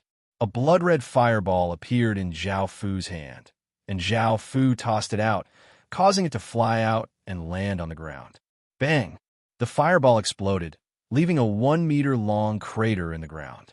The fireball's power was at least 4 times that of a normal fireball, which only left a small black mark on the ground. As for blood healing, it was a skill from hell, and it was similar to a priest healing skill. After testing out the 2 skills, Zhao Fu felt that it was a pity that there were too few of them. At the same time, there were very few magic skills in the Heaven Awakened world, and magic skills were 10 or so times more expensive than physical skills. Zhao Fu wanted to establish a mage group in the future. In the remaining time, Zhao Fu started to cultivate. Bai Chi's cultivation was already at the peak of stage 2 to 3, and he was about to break through to stage 3 to 3, while Zhao Fu was still at stage 0 to 0. Although cultivation didn't seem important right now, it could decide the fate of a kingdom in the future. Even thousands of ordinary soldiers couldn't defeat a single stage 9 soldier, and ordinary soldiers could only be slaughtered. If a kingdom didn't have high-grade soldiers, it would be impossible for it to survive. Chapter 11. The next day, the population refreshed to 15 people, and at the same time, a person with level A aptitude appeared. Zhao Fu transferred him to a scholar. Now, there were a total of 110 residents in Qin Village, 47 soldiers, and 4 scholars. At the same time, after cultivating for the past few days, Zhao Fu's level had also increased. Name: Zhao Fu. Title: Nun Class, Demon Priest. Achievement Points: Commoner Race, Human Life, 21,100. Attributes: Strength 8, Intelligence 11, Constitution 7, Agility 9. Special Power: Weak, Demon Power, Cultivation, Level 1. Cultivation Method: Qin's Mental Cultivation Method. Skills: Hellfireball, Basic Swordsmanship, Equipment, Iron Sword. After looking at the attributes, Zhao Fu went to the research lab. In order to research taming, Zhao Fu had specially set aside a room and caught a few wild rabbits and pheasants to help with his research. How is Mr. Bai's research going? Zhao Fu walked in and asked an old man with gray hair. This old man's name was Bai Shan, and he was the first to be grade spawned in Qin village. Bai Shan was currently holding a pheasant, and when he turned and saw Zhao Fu, a look of delight appeared on his face as he said, "Your Majesty, it's a good day. We've already made great progress, and we'll definitely be able to tame it in 3 days." Hearing his words, Zhao Fu felt relieved. He went to the reclaimed farmland and was surprised to find that apart from some residents of Qin village, there were also female goblins helping. Li Si came over and explained, "Your Highness, right now, there aren't many goblins in the village that can fight, and there's a lack of food. Logue and I discussed this and decided to have some female goblins who have nothing better to do come to the village to help in exchange for some food." Hearing this, Zhao Fu smiled and nodded. Seeing that the great Qin village was developing in an orderly manner, he felt quite satisfied. Luckily, he had Li Si, or else these complicated matters would have given him quite a headache. With nothing to do, Zhao Fu asked Bai Qi to lead a group of soldiers to patrol around Qin village. In the real world, the entire Li family in Beitang City was brimming with joy because their bloodline had obtained the Great Tang Empire's inheritance. After so many years of development, the Great Tang Imperial bloodline had already become a large family with many descendants. It was mainly divided into a few branches, and Beitang City was one of them. Within the villa's hall, there were a few elderly people sitting on the sofa, and next to them was Li Jia. Li Jia, who was over 40 years old, had changed quite a bit. He now had a small beard, and next to him was a beautiful woman. She was Li Jia's wife, Zhang Shuyan. There were a few other people sitting next to them. They were basically all members of the Li family. Their gazes were all focused on a handsome young man in the middle. This young man, who seemed to have just turned 20, had a steady temperament and exuded a sense of maturity that did not belong to his age. He was Li Jia's second son, Li Baiqing. Li Baiqing was a completely different person from his father, Li Jia. He was not as boastful as his father, and he was mature and calm.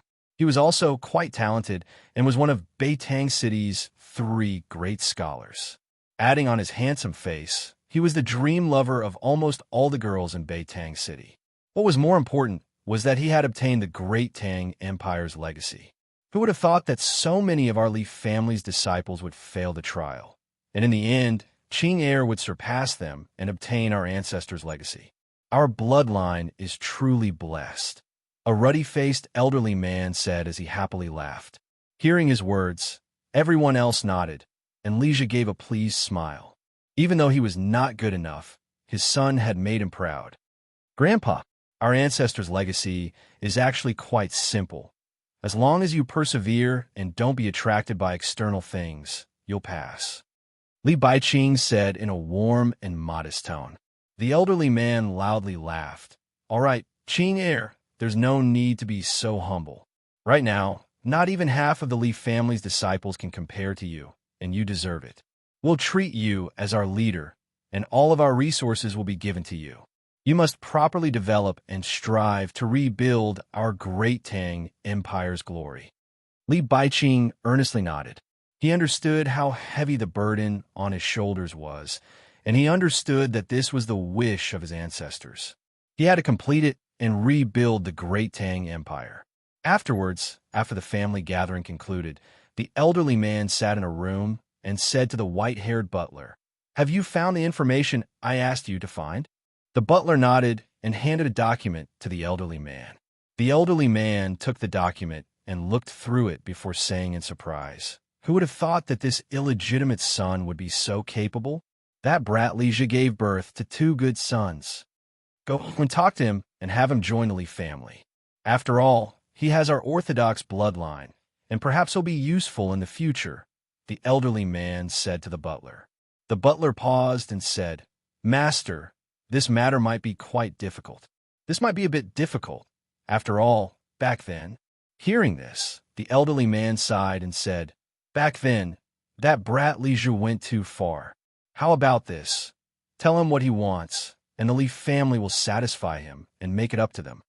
Do you want him to agree or not?" The butler asked hesitantly. The elderly man thought for a moment before saying, "If he doesn't agree, then let him be for now. However, if he dares to do anything to hinder Ching heir, then kill him." Hearing this, the butler nodded and left the room.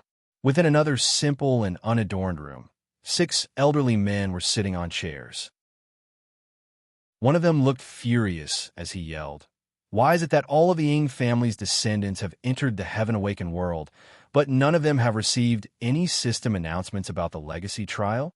If they fail the trial, it's because they're not talented enough, but why aren't they even given a chance? Of course, someone has already obtained the Qin Empire's legacy." An elderly woman said calmly. "What?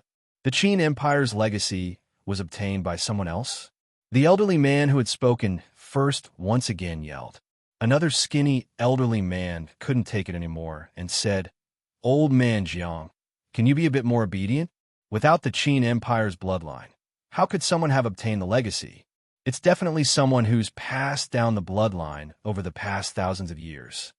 A chubby elderly man sighed and said, "After so long, it's impossible to find out who obtained the Qin Empire's legacy. We can only hope that he reveals some information in the heaven-awakened world. Only then will we be able to find him." Hearing this, the other elderly men felt quite helpless and felt that this was all they could do. In the heaven-awakened world, Zhao Fu once again gathered his army because he had found another goblin village. There weren't many goblins in this village, only about 160, and it would be quite easy to take them down. Chapter 12. Zhao Fu led Qin village's soldiers and Logue village's goblins to surround this small village. There were 70 or so goblin warriors in this village, and the rest were either female, elderly, or children. "Logue, go and persuade them to surrender." Now, Zhao Fu and Logue village's forces completely surpassed this village's, and they had all sorts of soldiers working together. As such, it would be quite easy to take down this village. Of course, it would be best to take down this village without losing a single soldier. "Yes, Your Majesty." Old Logue followed the great Qin village's residents and respectfully greeted Zhao Fu as Your Majesty. He then walked up and said, "You've all been surrounded, and there's no chance of victory. Surrender and don't make pointless sacrifices." However, just as Old Logue finished speaking, the goblins within the village furiously roared, seeming to be cursing at Old Logue. Because they weren't Zhao Fu subjects, they didn't have translation skills, so they couldn't understand what they were cursing at. Zhao Fu frowned and asked Old Logue, "What are they cursing at?" Old Logue nodded and replied, "Your Majesty, they're cursing that I'm the scum of the goblins, and that I'm working with the cunning humans to attack them. I'm a disgrace to the goblins." After hearing Old Logue's words, Zhao Fu coldly harumphed. Since the goblins weren't willing to surrender, he could only attack. Zhao Fu looked at Bai Qi. Bai Qi yelled, "Get into formation. Fire arrows." The shield-bearers immediately raised their shields and walked forwards, followed by the infantrymen. A third row of archers lit their arrows and drew their bows. "Fire!" As Bai Qi gave the order, fire arrows flew out. This time, they weren't aimed at the goblins, but at the goblin houses, which immediately started to burn. The goblins within the village started to fall into chaos. Following this, arrows started to kill the goblins. Seeing the goblins fall one by one, Old Logue inwardly rejoiced that they had surrendered, or else Logue village would have ended up like this. At this moment, the goblins in the village had no choice but to charge out. Seeing the large group of goblins charge out, the archers continued to fire, and Zhao Fu and Old Logue released hell fireballs, surprising Zhao Fu. Old Logue raised his wooden staff, and 2 blood-red fireballs that were as big as basketballs condensed above them, giving off a shocking aura. Following this, Old Logue waved his wooden staff, sending 2 blood-red fireballs flying into the group of goblins. Because there were too many goblins rushing out, the 2 fireballs blasted 10 or so goblins away. 5 or 6 of them were badly mangled, and it seemed that they wouldn't be able to survive. Old Logue's fireball was an effect that could only appear when a certain skill was trained to the extreme. Zhao Fu was quite glad that he hadn't chosen to attack Logue Village.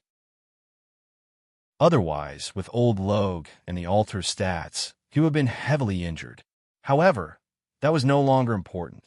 Zhao Fu's Hell Fireballs were not as powerful as old Logue's, and they only sent 7 or 8 goblins flying. At this moment, Bai Qi and the shield bearers and infantrymen rushed up and forced the goblins back. Logue, shout again. Are they willing to surrender? Zhao Fu lowered his head and said to old Logue when he saw that the goblins in the village had expressions of terror on their faces. Hearing this, old Logue walked up and loudly said, "Now that you've seen how powerful His Majesty is, it's time for you to surrender. His Majesty will treat you well." Seeing so many goblins die in an instant, the goblins saw the murderous soldiers outside the village and the flames behind them. If they weren't burned to death, then they would be killed. At the same time, seeing that old Logue seemed to be doing quite well, they felt that Zhao Fu wouldn't mistreat them. In the end, they put down their weapons and kneeled on the ground. System announcement. Jin Village has surrendered to you. Do you accept? Zhao Fu smiled. He understood that these outlanders would only submit to the strong. After seeing great power, they would choose to surrender. You have accepted the surrender and received 50 achievement points. Bai Qi, I'll leave this place to you. Take some people and put out the fire. I'm going out for a bit. Zhao Fu said to Bai Qi. He remembered that he had not left the Heaven-Awakened world for almost a day. Bai Qi nodded and took everyone and the goblins to put out the fire. Zhao Fu also left the Heaven-Awakened world. Even though he could eat some food in the Heaven-Awakened world to fill his stomach, he couldn't do that in the real world. In the real world, he needed to replenish his food, or he would starve to death. After his consciousness returned to his body, a sense of hunger flooded his mind, and Zhao Fu sat up on his bed. He had been eating instant noodles for a few days, and Zhao Fu wanted to change things up. As such, he decided to go downstairs and order some fast food. However, just as he opened the door, a white-haired elder wearing an immaculately tailored suit appeared in front of him.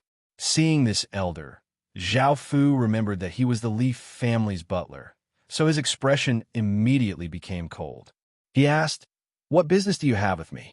The butler didn't mind Zhao Fu's attitude and said, "Master wants you to return to the Leaf family. No matter what you want, the Leaf family can satisfy you and give it to your mother as compensation." Compensation? Hearing these words, Zhao Fu felt quite furious. He gritted his teeth and clenched his fists as he thought, "What compensation can bring my mother back to life? What compensation can make up for my mother's pain? What compensation can make up for my mother's tears? I won't go," Zhao Fu said coldly.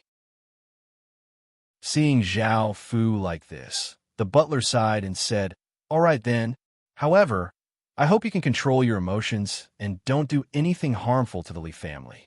Otherwise," the butler didn't finish his sentence, but Zhao Fu could tell what he was trying to say. If he did anything harmful to the Li family, they wouldn't hesitate to kill him. Zhao Fu felt a chill in his heart. He had wanted to listen to his mother's last words and not make trouble for the Li family. He didn't want his mother to feel pain in the afterlife, but now they had come to threaten him. In the real world, he wouldn't be able to resist at all. However, after the real world was devoured, as long as the Qin village grew, it would be hard to say who would be the one to kill who. However, the butler was giving him a kind reminder, and Zhao Fu nodded, indicating that he understood. Following this, the butler left, and Zhao Fu ordered some fast food from the restaurant downstairs. After returning home, he turned on his computer and ate as he browsed through the Heaven Awakened World Forum to see if there was anything else he didn't know about, as well as to observe the situation in China. Now that the various factions had entered the Heaven Awakened world, they had already established their own factions and regions, and there was even a Heaven's Pride rankings. Every person on the Heaven's Pride rankings was a dragon or phoenix among men, and they all had powerful families supporting them. The first was Great Xia's legatee, CG. The second was Great Shang's legatee, Di Wutian. The third was Great Zhou's legatee, Ji Shunming. The fourth was Great Han's legatee, Lu Yi. Chapter 13. Zhao Fu didn't have a good impression of these great families, and he didn't want to have anything to do with the Ying family, so he didn't take the initiative to look for them. Zhao Fu continued to look through the information on the Heaven Awakened World forum and was pleasantly surprised to find that someone had drawn a rough map of China's territory in the Heaven Awakened world, as well as the surrounding countries.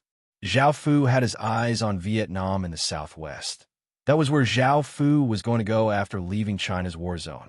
Following this, Zhao Fu did not find any new information, so he once again entered the Heaven Awakened world. Your Highness, you just so happened to come in. One of our villagers was injured by the outsiders, and Bai Qi just happened to capture a few of them. The moment Zhao Fu entered the room, Li Si went up to report to him. Hearing this, Zhao Fu was a little confused. The villagers usually only move around Qin City and don't go far. Zhao Fu has also sent people to patrol the area, and there is no danger. Why did the alien tribe suddenly appear? Filled with doubts, Zhao Fu followed Li Si to find Bai Qi. At that moment, Bai Qi ordered his soldiers to tie up a few goblins that were taller than normal goblins. They were quite skinny and didn't seem to have any flesh on their bodies. They had grayish-black skin and looked quite ugly. They looked like gnomes from Western legends. Bai Qi, what happened? Zhao Fu stepped forward and asked. Bai Qi turned his head and saw that Zhao Fu had entered. He cupped his hands and explained, Your Highness, it's Zhao Fu. Our villagers were gathering wild fruits nearby, but a few outsiders suddenly appeared out of nowhere and injured our villagers with crossbows. After saying that, Bai Qi asked someone to hand over a small crossbow to Zhao Fu. Zhao Fu took it and looked at it. It was very exquisite. Such an exquisite crossbow could not be made without a blueprint. Did you get anything? Zhao Fu asked. Bai Qi shook his head and said, Your Majesty, because of the language barrier, we didn't receive much information. However, I've already sent people to investigate where the gnomes appeared. At this moment, someone came to report that they had found a well-concealed cave entrance. Hearing this, Zhao Fu brought his people to the hidden entrance. The entrance was 1 meter tall, and there were many weeds around it. If the entrance was concealed, it would indeed be difficult to discover. The gnomes who were brought here looked grim, as though they had discovered something important. Seeing this, Zhao Fu realized that the gnomes were hiding here. However, Zhao Fu didn't dare to rashly go in, as he didn't know how many gnomes there were. Moreover, it was a 1 meter tall hole, and people could only crawl in, making it much more dangerous. After grabbing a gnome, Zhao Fu ordered people to whip it. The whip struck the gnome's body, causing its skin to split open and the gnome to cry out pitifully. After a while, notification, the gnome Dorji is willing to surrender to you. Hearing this system announcement, Zhao Fu chose to accept and had people bring the gnome to him. The gnome's loyalty was only 10, but Zhao Fu didn't care. After all, he didn't need the gnome's loyalty. He just needed it to understand the gnome's language. How many gnomes are there in your village? Zhao Fu asked the gnome. Hearing this, the goblin seemed to be put in a difficult position. However, seeing that the ferocious soldiers were about to whip him again, he finally said, Esteemed Lord, our Doran village has a total of 96 villagers, 46 of whom are soldiers. The rest are women, elderly, and children. So there are only so few people. No wonder they don't dare to live on the ground. Zhao Fu nodded and said to the gnome, I'll let one of them go. Tell him that I don't want to harm them, but they must submit to me. The gnome nodded and walked over to the tied-up gnomes. He muttered a few words to them and passed on Zhao Fu's message. Following this, Zhao Fu chose one of them and had him enter the cave. Shield bearers, surround the cave, and be aware that crossbow bolts could be shot out at any moment, Zhao Fu said as he waited. Time gradually passed, and after an hour, the gnome still hadn't surrendered. Zhao Fu's expression darkened as he said to Bai Qi, It seems that these gnomes don't want to surrender. Prepare some hay and smoke them out. Bai Qi nodded and had people prepare some hay. They started to burn it at the entrance of the cave, and thick smoke slowly flowed in. However, after a while, the smoke couldn't enter the cave, and it seemed that the gnomes had blocked the entrance. These gnomes, Zhao Fu coldly harumphed and ordered his people to completely block up the tunnel. He then asked about how many hidden tunnels there were in the gnome village.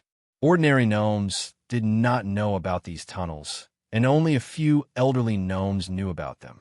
It turned out that even if they sent people to dig in, they could still escape through other tunnels. Facing this, it wasn't as if Zhao Fu didn't have a way to deal with this. He called over 10 goblin warriors. Now, Zhao Fu had 2 goblin villages, and each village had a limit of 5 goblin warriors, so he had 10 goblin warriors in total. After calling over the goblin warriors, Zhao Fu ordered them to use massive stone hammers to smash at the approximate location of the gnome village that Zhao Fu had deduced. They destroyed all of the tunnels and buried the gnomes alive. They would come back in a few days to collect their corpses. Of course, it was possible for the gnomes to dig out new tunnels, so Zhao Fu ordered the 10 goblins to destroy the tunnels in the next few days. If they dug out anything, they would destroy it. That way, the gnomes wouldn't be able to do anything. Zhao Fu decided to lock up the remaining gnomes. Because the gnome that had surrendered to Zhao Fu had low loyalty and could betray him at any moment, he was also locked up. However, as a gnome that had surrendered, Zhao Fu gave it special treatment and provided it with enough food. As for the other gnomes, they were allowed to starve for a few days.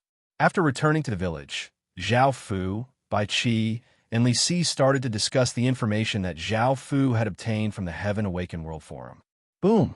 Suddenly, a massive explosion sounded out, causing everyone in Qin village to feel shocked. Zhao Fu walked out and hurried over to where the explosion had come from. He saw that the goblin warriors were completely dumbfounded and stood to the side. There was a 10 or so meter long and 50 or so meters deep fissure in the ground, and traces of chilling air came out of the fissure, giving off an eerie and terrifying aura. "What's going on?" Zhao Fu asked the goblin warriors next to him. A few of the goblin warriors whimpered, saying what it means is that they were following Zhao Fu's orders and were smashing the ground with their stone hammers. But one of the goblin warriors suddenly smashed the ground, and for some reason, it became like this. System announcement. Doran Village has surrendered to you. Do you accept? Zhao Fu had been thinking, but he was suddenly interrupted by this system announcement. He couldn't help but inwardly sigh. You really have to suffer a bit before you surrender. Chapter 14. A few hours later, Zhao Fu dug about 10 meters underground and found a large hole that was nearly 100 meters wide. There were many smaller holes in the walls of the hole, and it looked like a room. However, because of the chain reaction from the large cracks, a third of the hole had collapsed. Zhao Fu also found some gnomes cowering in fear. He led a group of people down, and the gnomes obediently put down their weapons and knelt on the ground, expressing their willingness to surrender. Esteemed sir, we're very grateful that you accepted our surrender and came to save us. A few elderly gnomes said gratefully as they knelt on the ground. At first, Zhao Fu was quite displeased with these elderly gnomes, but he decided to let it go. Since they were now his subjects, he did not pursue the matter any further and said, You may all rise. Seeing that Zhao Fu was not angry and did not forgive them for refusing to surrender, the gnomes let out a sigh of relief and stood up. Zhao Fu was quite interested, and he immediately went to the gnome barracks to take a look. He found that the gnome barracks only had 2 profession-changed stone steels. One was gnome crossbowman, F-grade military, description, gnomes who use crossbows as their main weapon, effect, receive skill, crossbow control. The other made Zhao Fu feel quite happy. Gnome mechanic scholar, E-grade military, description, gnomes who are proficient in mechanics, effect, receive skill, machinery research. This profession was a profession that was prepared for large-scale mechanical weapons. Zhao Fu had always wanted to create a cold weapon with great destructive power, which was the ballista. Ballista's destructive power was more than 10 times that of ordinary bows and arrows, and they were incredibly powerful. Ordinary people could only retreat when faced with them. However, even though Zhao Fu wanted to make them, all complex things in the Heaven Awakened world required blueprints. Even if he found a method to create ballistae in the real world, he would not be able to replicate it in the Heaven Awakened world. This problem was solved with the gnome mechanics scholar profession. Of course, apart from ballistae, Zhao Fu could also research other large-scale cold weapons. However, it was a pity that the limit for the gnome mechanic scholar profession was only 5. After looking at the barracks, Zhao Fu went to the storehouse. There was some food and some copper coins, but there were no silver coins. With the village's size, it was impossible to kill creatures that would drop silver coins. After walking out, Zhao Fu looked at the 100-meter-wide hole and said, "We can't live here anymore. Let's move it up. I can provide some basic protection." Hearing Zhao Fu's words, the elderly gnomes happily agreed. How could they refuse the protection of someone who was many times more powerful than them? At that moment, Zhao Fu went to the village hall and looked at the white cube floating in the air. He stretched out his hand, and 2 options popped up: destroy and relocate. Destroying a village would give the player 10% of the village's current EXP. However, after destroying a village, the player would obtain a broken city heart, which was now the Rubik's Cube floating in the air. It could not be used, and could only be used to upgrade other villages. After destroying a village, a Gnome Fu would receive 10% of White Ruin City Core. In White Gnome City, a Fu would receive village. After all, 30 Silver Ruin City Cores could raise a silver village to gold grade. There were no limits to this method, and no one knew how high a village could be raised. However, it was certain that the higher a village went, the more difficult it would be. For example, if a gold grade village wanted to become a legendary grade village, it would require 120 gold grade Ruin City Cores and a legendary grade item. This was incredibly difficult as gold grade villages were not cabbages. How could there be so many of them? As such, most people could only raise a village to gold grade. It was simply impossible to raise a village to legendary or above. If one chose to relocate, they would receive 10% of the village's EXP. They could also use the city core once, but the village's EXP would return to 0. For example, if an advanced village was relocated, it would become a basic village, and if an advanced town was relocated, it would become a basic town. Right now, the gnome village was only a basic village, so there was no need to worry. As such, Zhao Fu chose to relocate. The city core gave off a faint white light that covered the entire village, and some of the basic structures started to disappear. System announcement. Qin Village has obtained 120 EXP.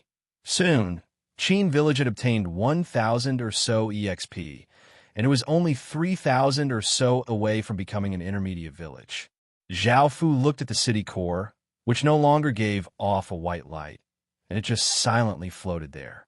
Zhao Fu took it and looked at it. City core. Grade. White. Race restriction. Gnome humans could not use other races' city cores, and similarly, other races could not use human races' city cores.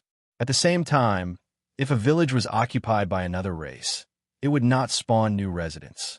As such, the villages that Zhao Fu had conquered were all given to the corresponding races. Zhao Fu threw the city core to a few elderly gnomes and told them to find a place near Qin Village to rebuild the village. After leaving the large hole, Zhao Fu and Bai Qi once again went to the large crack and looked at it. This large crack was 17 meters long and 50 meters deep. Because it was too deep, the sunlight couldn't reach the bottom, and it was quite dark. However, they could faintly see that there seemed to be a path made of bricks, and it was quite neat. How does it feel? Zhao Fu asked as he frowned. Bai Qi replied with a serious expression. Your Majesty, I feel that this crack isn't simple at all. Hearing this, Zhao Fu thought for a moment. The large crack was so close to Qin Village, and if he didn't investigate it first, he wouldn't be able to react in time if there was any danger. Zhao Fu couldn't leave a bomb that could explode at any moment by his side, or else he wouldn't be able to sleep at night. As such, he said, I want to go down and see what's down there. Bai Qi said worriedly, Your Majesty, let me go down with you. Zhao Fu nodded and called for people to prepare ropes and torches before slowly climbing down. An hour or so later, Zhao Fu and Bai Qi reached the bottom of the large crack and found that the bottom was quite extraordinary. There was a 10-meter wide, 4-meter-tall path made of bricks. It was quite dark here, so Zhao Fu and Bai Qi lit torches and walked forwards. As they walked, their surroundings became darker and darker, and they couldn't even see their own fingers. It was deathly silent, and the atmosphere became quite strange. Suddenly, creak, creak, creak sounded out in the darkness. Zhao Fu shone his torch on the source of the sound, and he found that it was a skeleton swordsman with a blue tongue of flame and a rusty sword in his hand was shakily standing up. Chapter 15. This skeleton swordsman was much faster than ordinary skeletons, and it was not clumsy at all. It was quite nimble, and in just a few moments, it had arrived in front of Zhao Fu. Bai Qi quickly blocked in front of Zhao Fu and drew his sword to meet the skeleton swordsman. Facing Bai Qi, the skeleton swordsman raised its sword and slashed at him. Bai Qi blocked the skeleton swordsman's attack with his sword, and the skeleton swordsman sheathed its sword and ferociously slashed out a few more times, causing metallic clanging sounds to ring out.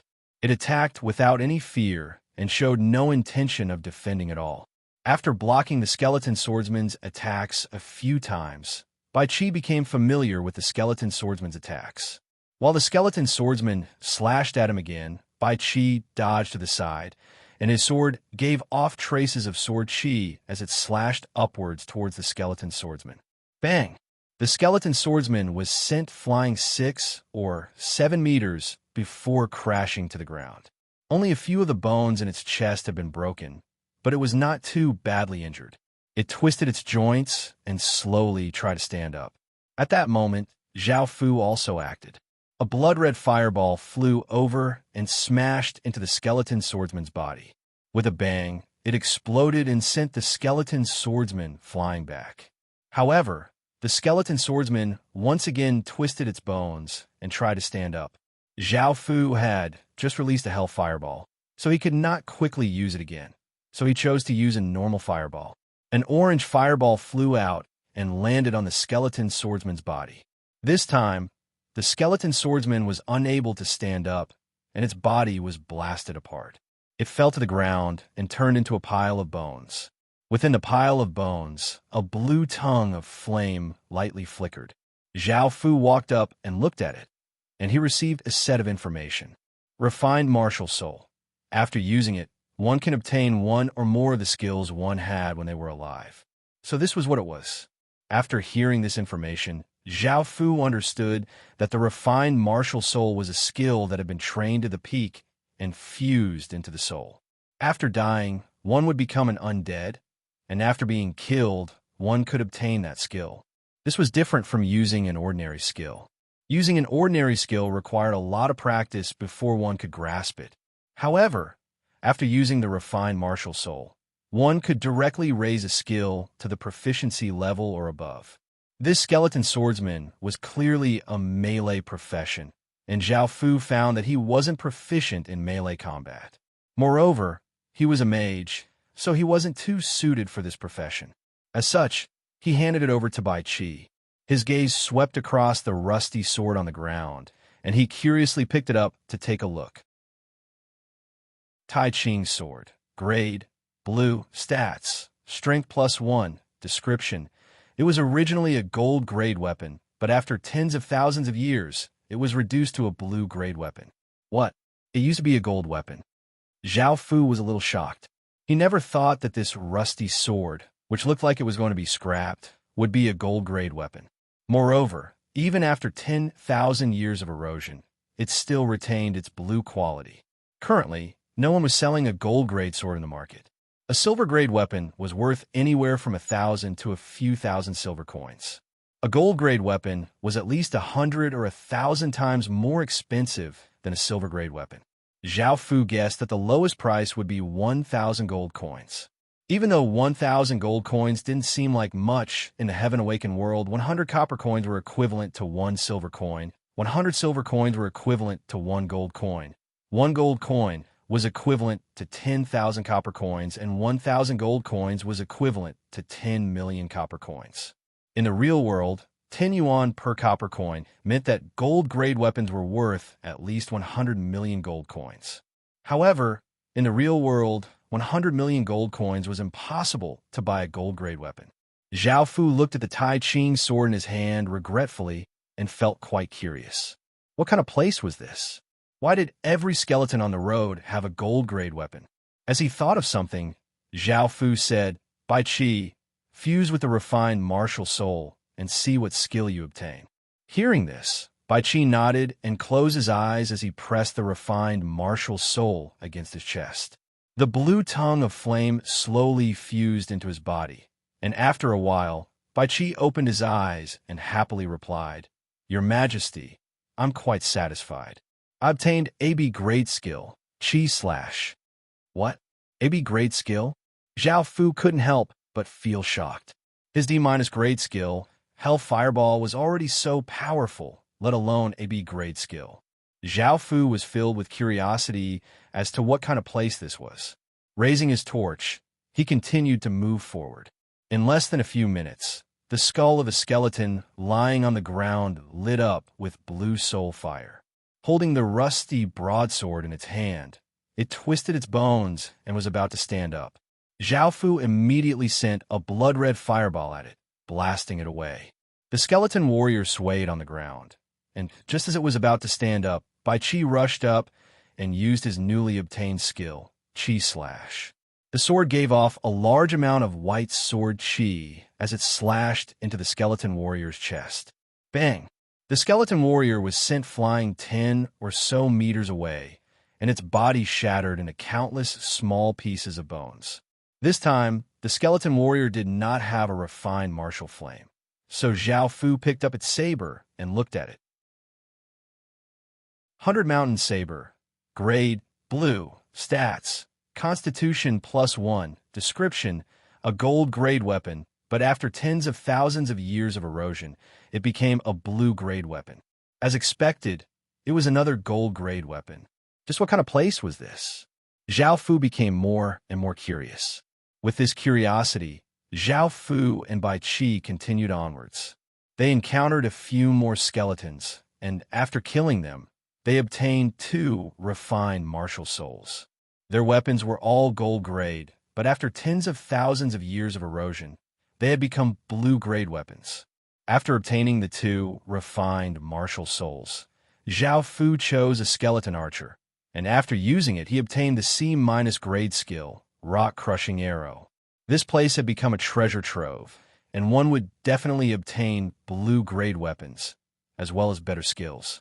A blue-grade weapon was worth between 100 and 1,000 silver coins, and a weapon that had been eroded by the wind was worth 300 silver coins.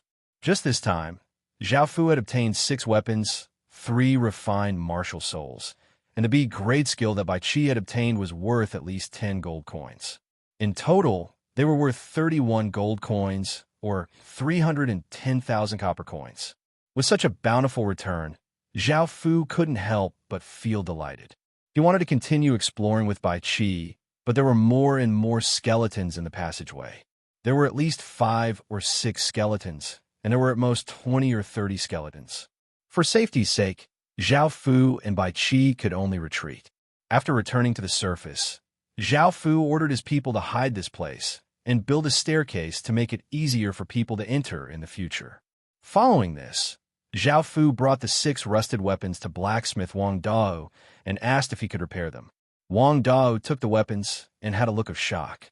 At the same time, he felt that it was a pity that such good weapons had become like this. After inspecting them, Wang Dao nodded and said, "I can repair them, but I need materials." This made Zhao Fu feel quite awkward. Right now, most of the weapons in Qin village were made from ironwood, and there weren't many iron weapons. Zhao Fu decided to go immediately. Zhao Fu immediately sent some people to look around to see if there were any open iron mines. Chapter 16. Your Majesty, we've researched taming. Just as Zhao Fu gave the order, Bai Shan ran over with a look of delight on his face. Hearing this, A look of delight appeared on Zhao Fu's face. After researching for so long, they had finally made some progress. He nodded and went to the taming room. A few scholars were standing there, and there was a stone stele next to them. Seeing Zhao Fu come in, the scholars respectfully retreated to the side. Zhao Fu walked up and placed his hand on the stone stele, and he received a set of information. Tamer, F+ grade military description. After changing professions, one obtains the ability to tame wild beasts. Effect. Receives skill taming. Seeing this, Zhao Fu changed professions to 2 tamers and ordered people to capture wild chickens and ducks, which could be used as livestock. Right now, Qin village was severely lacking in manpower, and they had to do this and that, so they could only add a large number of goblins to make up for the lack of manpower. As for exploring the large crack, they would have to wait until the staircase was repaired. After coming to the west of Qin village, Zhao Fu went in to take a look, and the gnomes all respectfully lowered their heads and retreated to the side. Zhao Fu found 5 mechanic scholars and had them start to research ballistae. After returning to the village, Baishan came to greet him and asked, "Your Majesty, what do you want us to research next?" Hearing this, Zhao Fu had almost forgotten that now that they had successfully researched taming, the scholars were quite free. There were simply too many things to do, and Zhao Fu felt quite troubled. However, Zhao Fu still thought about what to research next. After a while, he said to Baishan, "You can start researching teleportation channels." Teleportation channels were a must, and if Qin village could successfully research teleportation channels, it would be much more convenient to travel between villages in the future. At the same time, Zhao Fu wanted to go to his system main city to have a look. Right now, he had nowhere to spend his money, so he wanted to see what he could buy. After hearing Zhao Fu's words, Baishan took his people to research. At this time, someone came forward to report that a human village was found 5 miles away from the north of Qin village. Zhao Fu immediately brought some people to investigate. First, they had to determine whether this was a bandit village or an ordinary village. However, no matter what it was, Zhao Fu wanted to rob people. Right now, the village's respawn rate was too slow, and Qin village was severely lacking in people. An hour or so later, they arrived at the human village that the soldier had mentioned. Zhao Fu carefully observed the village from a high vantage point and thought to himself, "A human village really can't compare to an outlander village." In terms of defense, the village was surrounded by thick wooden planks, and there were guards patrolling the surroundings. If an enemy attacked, they would sound the alarm, and the defenses were quite tight. However, living in a village in the wilderness was filled with danger at all times, so they had to focus on defense. There were roughly 400 or so people in the village, 60 or so elderly and children, 160 or so women, and 200 or so men. It didn't look like a bandit village, and instead looked like an ordinary village. The village's patrols all had leather armor and iron sabers, and they looked even wealthier than Qin village. Qin village used iron wood to make weapons, and they only had 10 or so pieces of leather armor. Most of the soldiers were militia, but there were a few who held bows, arrows, and shields. These people hadn't changed professions yet. Archers, shield bearers, and cavalrymen could only be unlocked by researching them beforehand or by raising the village's level. Intermediate villages could unlock shield bearers, advanced villages could unlock archers, and only towns could unlock cavalrymen. Right now, the people in the village who had bows and shields had to rely on themselves.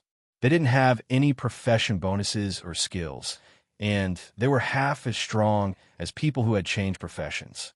If they could take down this village, they would be able to instantly fill the gap in Qin village's population. However, if Zhao Fu led his people and charged in, they would have to face solid defenses and double the number of enemies.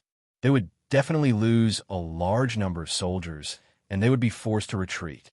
It seemed that fighting wouldn't work, so Zhao Fu turned to the others and said, "You all hide here for now. I'll go negotiate with Bai Qi." Zhao Fu and Bai Qi arrived at the village's entrance, and the people at the entrance immediately shouted, "Who are you?" Bai Qi was about to speak, but Zhao Fu signaled for him to stop and said, I'm the village chief of the nearby Chin village. I've come to visit your village, and I'd like to trouble your village chief to meet me." Someone immediately went to report Zhao Fu's words. Following this, the doors opened, and a fair-skinned young man walked out with some people. He smiled at Zhao Fu and cupped his hands as he said, "My father requests the pleasure of seeing you." Zhao Fu returned the greeting before following the fair-skinned young man to a room. After entering, they saw a white-bearded elder sitting at the head of the room.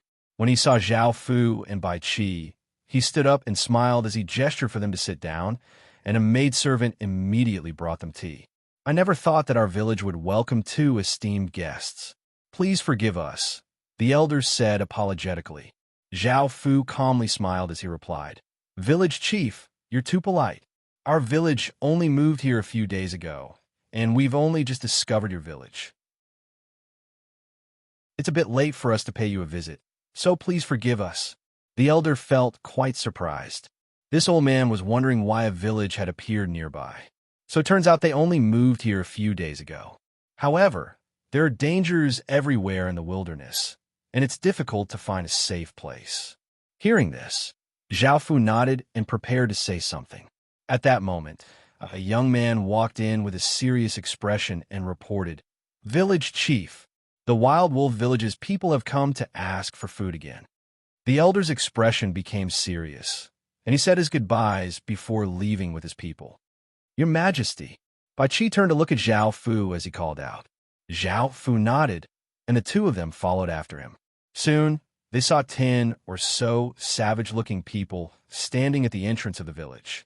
One of them, a dark-skinned and somewhat ugly man, called out, "Damned old man, hurry up and hand over the food." When the fair-skinned young man heard this, he became furious and wanted to say something, but the elder stopped him and said, "Bring out the food and give it to them." The villagers followed the elder's orders and brought out 10 or so bags of food and placed them at the entrance of the village. Seeing so many bags of food, the leader gave a pleased smile and said to the elder, "Damned old man, you're quite tactful." After saying this, the leader ordered the others to carry the bags of food and left. Seeing them leave, the fair-skinned young man angrily harumphed. Zhao Fu went up and asked what was going on. He found out that this village was called the Li family village, and the village chief was called Li Yukai. His son, the fair-skinned young man, was called Li Wan. The Wild Wolf village was a bandit village 8 kilometers away from the Li family village, and it had 300 or so people. However, there were no women, elderly, or children in a bandit village, so most of the 300 or so people were men. Moreover, all of them had professions such as bandits, or robbers, and their battle strength was quite high. Chapter 17. This sort of temporary peace was because the Li family village was at a disadvantage, which was why the Wild Wolf village was so arrogant. Of course, if they found an opportunity, the Wild Wolf village would definitely break the current situation and rush into the Li family village to plunder. Although the Wild Wolf village had been eyeing the Li family village for a long time, they had never found an opportunity to do so. At the same time, the Li family village was constantly on guard against the Wild Wolf village. At this moment, Li Yukai kindly reminded Zhao Fu, "Your Excellency's village will be discovered by them sooner or later. It's best to be prepared as soon as possible, otherwise it'll be too late." Zhao Fu lightly shook his head in surprise and said with a serious expression, "Village Chief Li, if I help you get rid of the Wild Wolf village, what benefits will I get?" Hearing this, all of the Li family village's gazes focused on Zhao Fu. Some were suspicious, some believed, some were grateful, and some were afraid. "Your Excellency, as long as you help us get rid of the Wild Wolf village, the Li family village will listen to you from now on," Li Wan said excitedly. Li Yukai quickly stopped Li Wan and explained, "I'm sorry. This boy is young and insensible. Please don't take him seriously." A trace of a smile appeared on Zhao Fu's face as he asked again, "Village Chief Li, if I destroy the Wild Wolf village, what benefits can you give me?" Li Yukai looked quite hesitant. On one hand, He knew that the wild wolf village was eyeing the Leaf family village like a tiger watching its prey, and he wasn't stupid. How could he believe that a group of bandits wouldn't attack the Leaf family village? As such, the entire Leaf family village was on guard every day. However, this couldn't go on, as one day, the wild wolf village would attack. As such, when he heard Zhao Fu's words, he was quite tempted. However, on the other hand, he was afraid that Zhao Fu wouldn't be a match for the wild wolf village.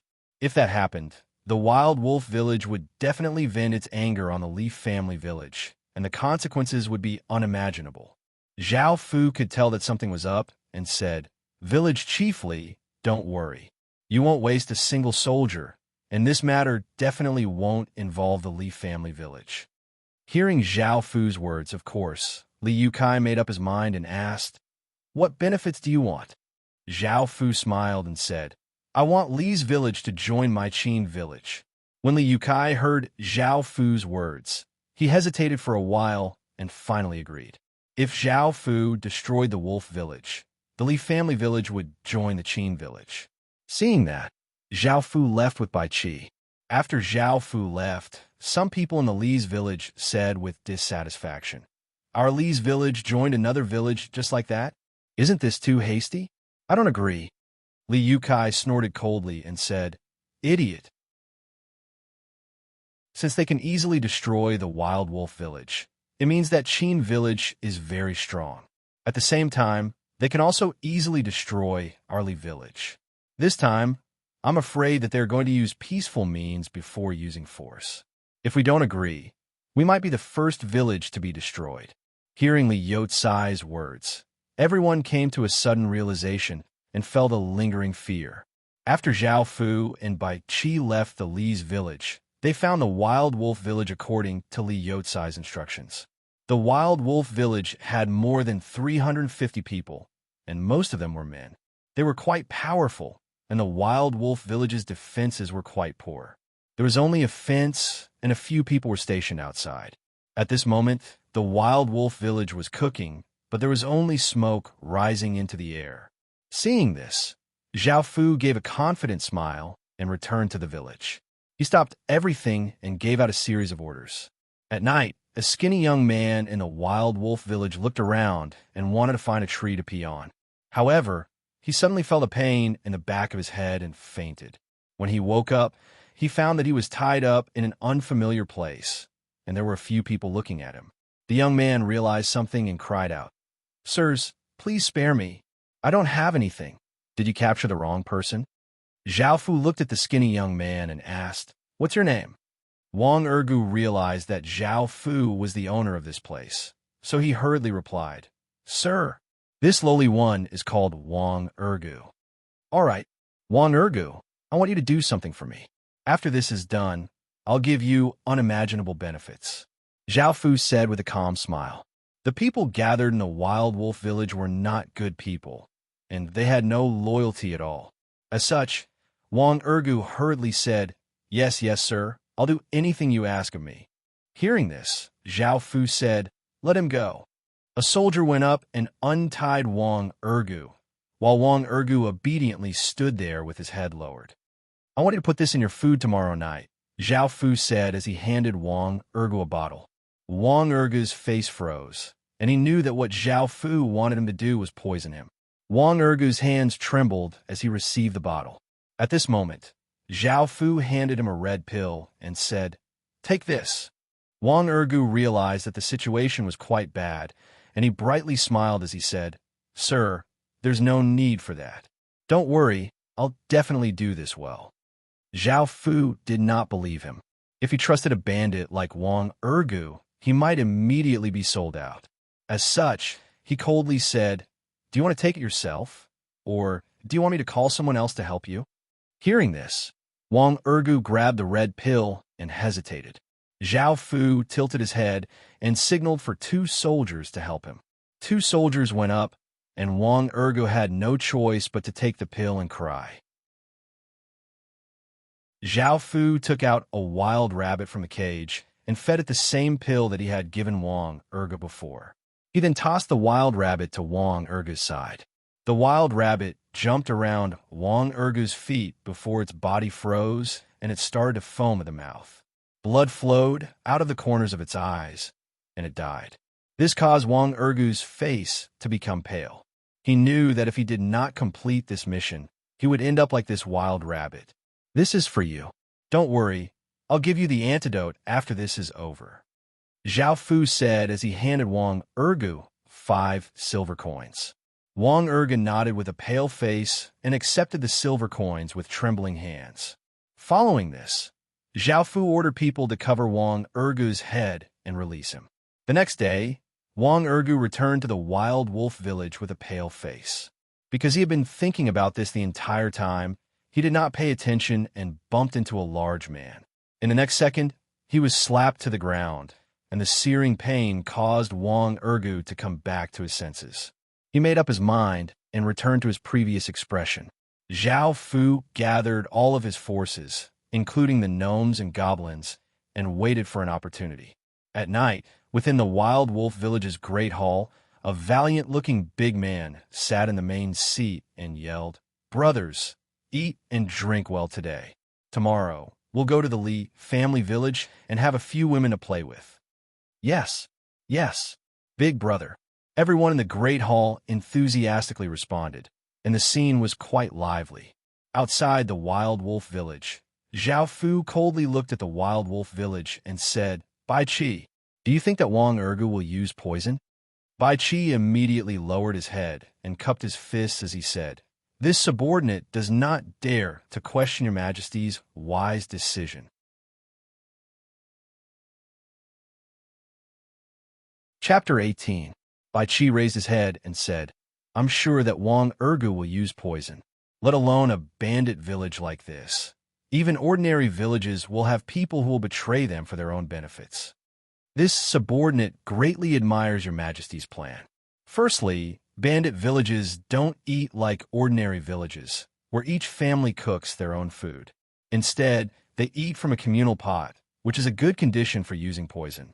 Secondly, capturing an unremarkable person in the bandit village will not attract much attention. Even though the Lord has the ability to check a person's loyalty, he will only know if he personally does so. As such, Wang Ergu's betrayal will not be discovered. Thirdly, treating Wang Ergu with kindness. Our Qin village hasn't developed any poison, so why would we need an antidote?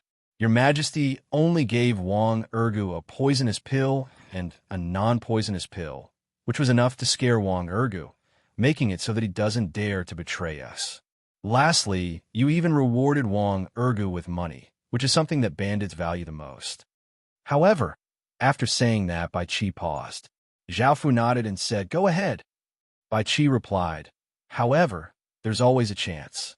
Man proposes, but God disposes. There's a chance that Wang Ergu won't use the poison, and there's also a chance that he's been discovered.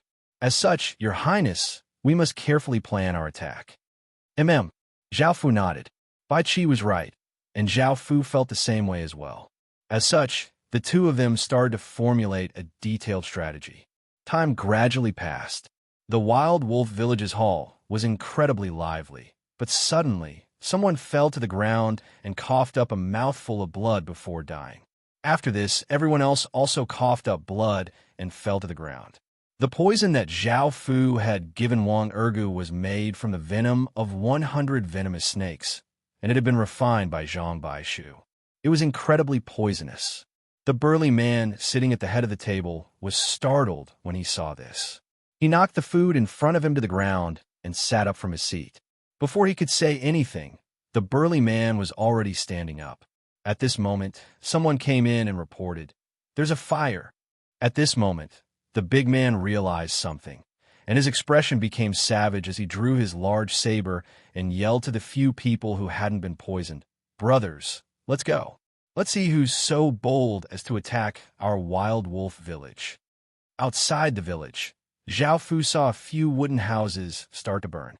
This was how Zhao Fu had given Wang Ergu's plan to succeed. Seeing this, Zhao Fu immediately yelled, "Archers, fire arrows and light all houses in the Wild Wolf Village on fire. Crossbowmen, aim at the guards outside the Wild Wolf Village." More than 10 archers obeyed the order, and a flaming arrow shot towards the wild wolf village. The houses in the wild wolf village were set ablaze, and the people defending outside were immediately startled. However, the 40 or so gnome crossbowmen then shot out their crossbow bolts, and the bandits fell to the ground one by one, riddled with holes. Zhao Fu wasn't in a hurry to attack. Instead, he once again gave orders for the archers to fire arrows and burn all of the houses in the wild wolf village. As for the gnome crossbowmen, they were to casually fire arrows at the wild wolf village. Zhao Fu wasn't in a hurry to attack, and he instead gave the order for the archers to fire arrows and light up all of the houses in the wild wolf village. As for the gnome crossbowmen, they were to casually shoot arrows at the wild wolf village.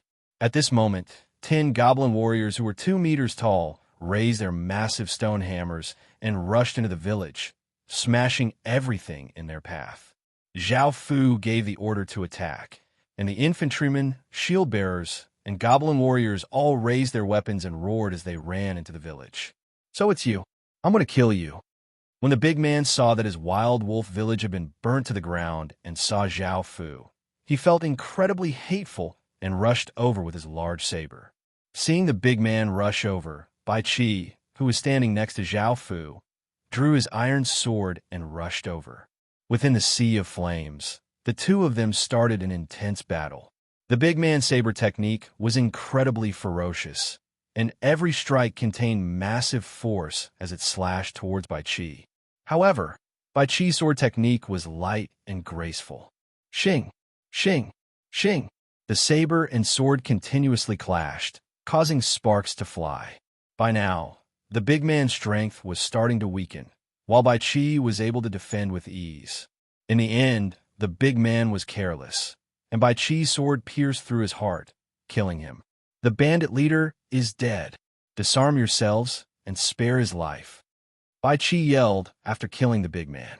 Seeing that their leader was dead and that they were surrounded by enemies many times their own, the others could only obediently put down their weapons and kneel on the ground, begging for mercy. At this moment, Zhao Fu saw a woman in front of him. She had red lips and a bewitching appearance. She had a mature and alluring figure, and she was wearing a red dress. She was brandishing a whip, and the infantrymen did not dare to come close. Wang Erge walked out with a pale face and said to Zhao Fu, "Sir, that's our third boss. That's our third boss." Hearing this, Zhao Fu stretched out his hand and asked for an ironwood bow. He drew the bow and shot out a rock-crushing arrow. A mysterious yellow aura wrapped around the arrow, and Zhao Fu aimed at the bewitching woman's heart. Just as he was about to shoot, the bewitching woman saw that Zhao Fu was about to shoot at her, and her face paled. Now that she was surrounded, if she continued, she would definitely die. As such, she quickly put down her whip and yelled to Zhao Fu, "I surrender."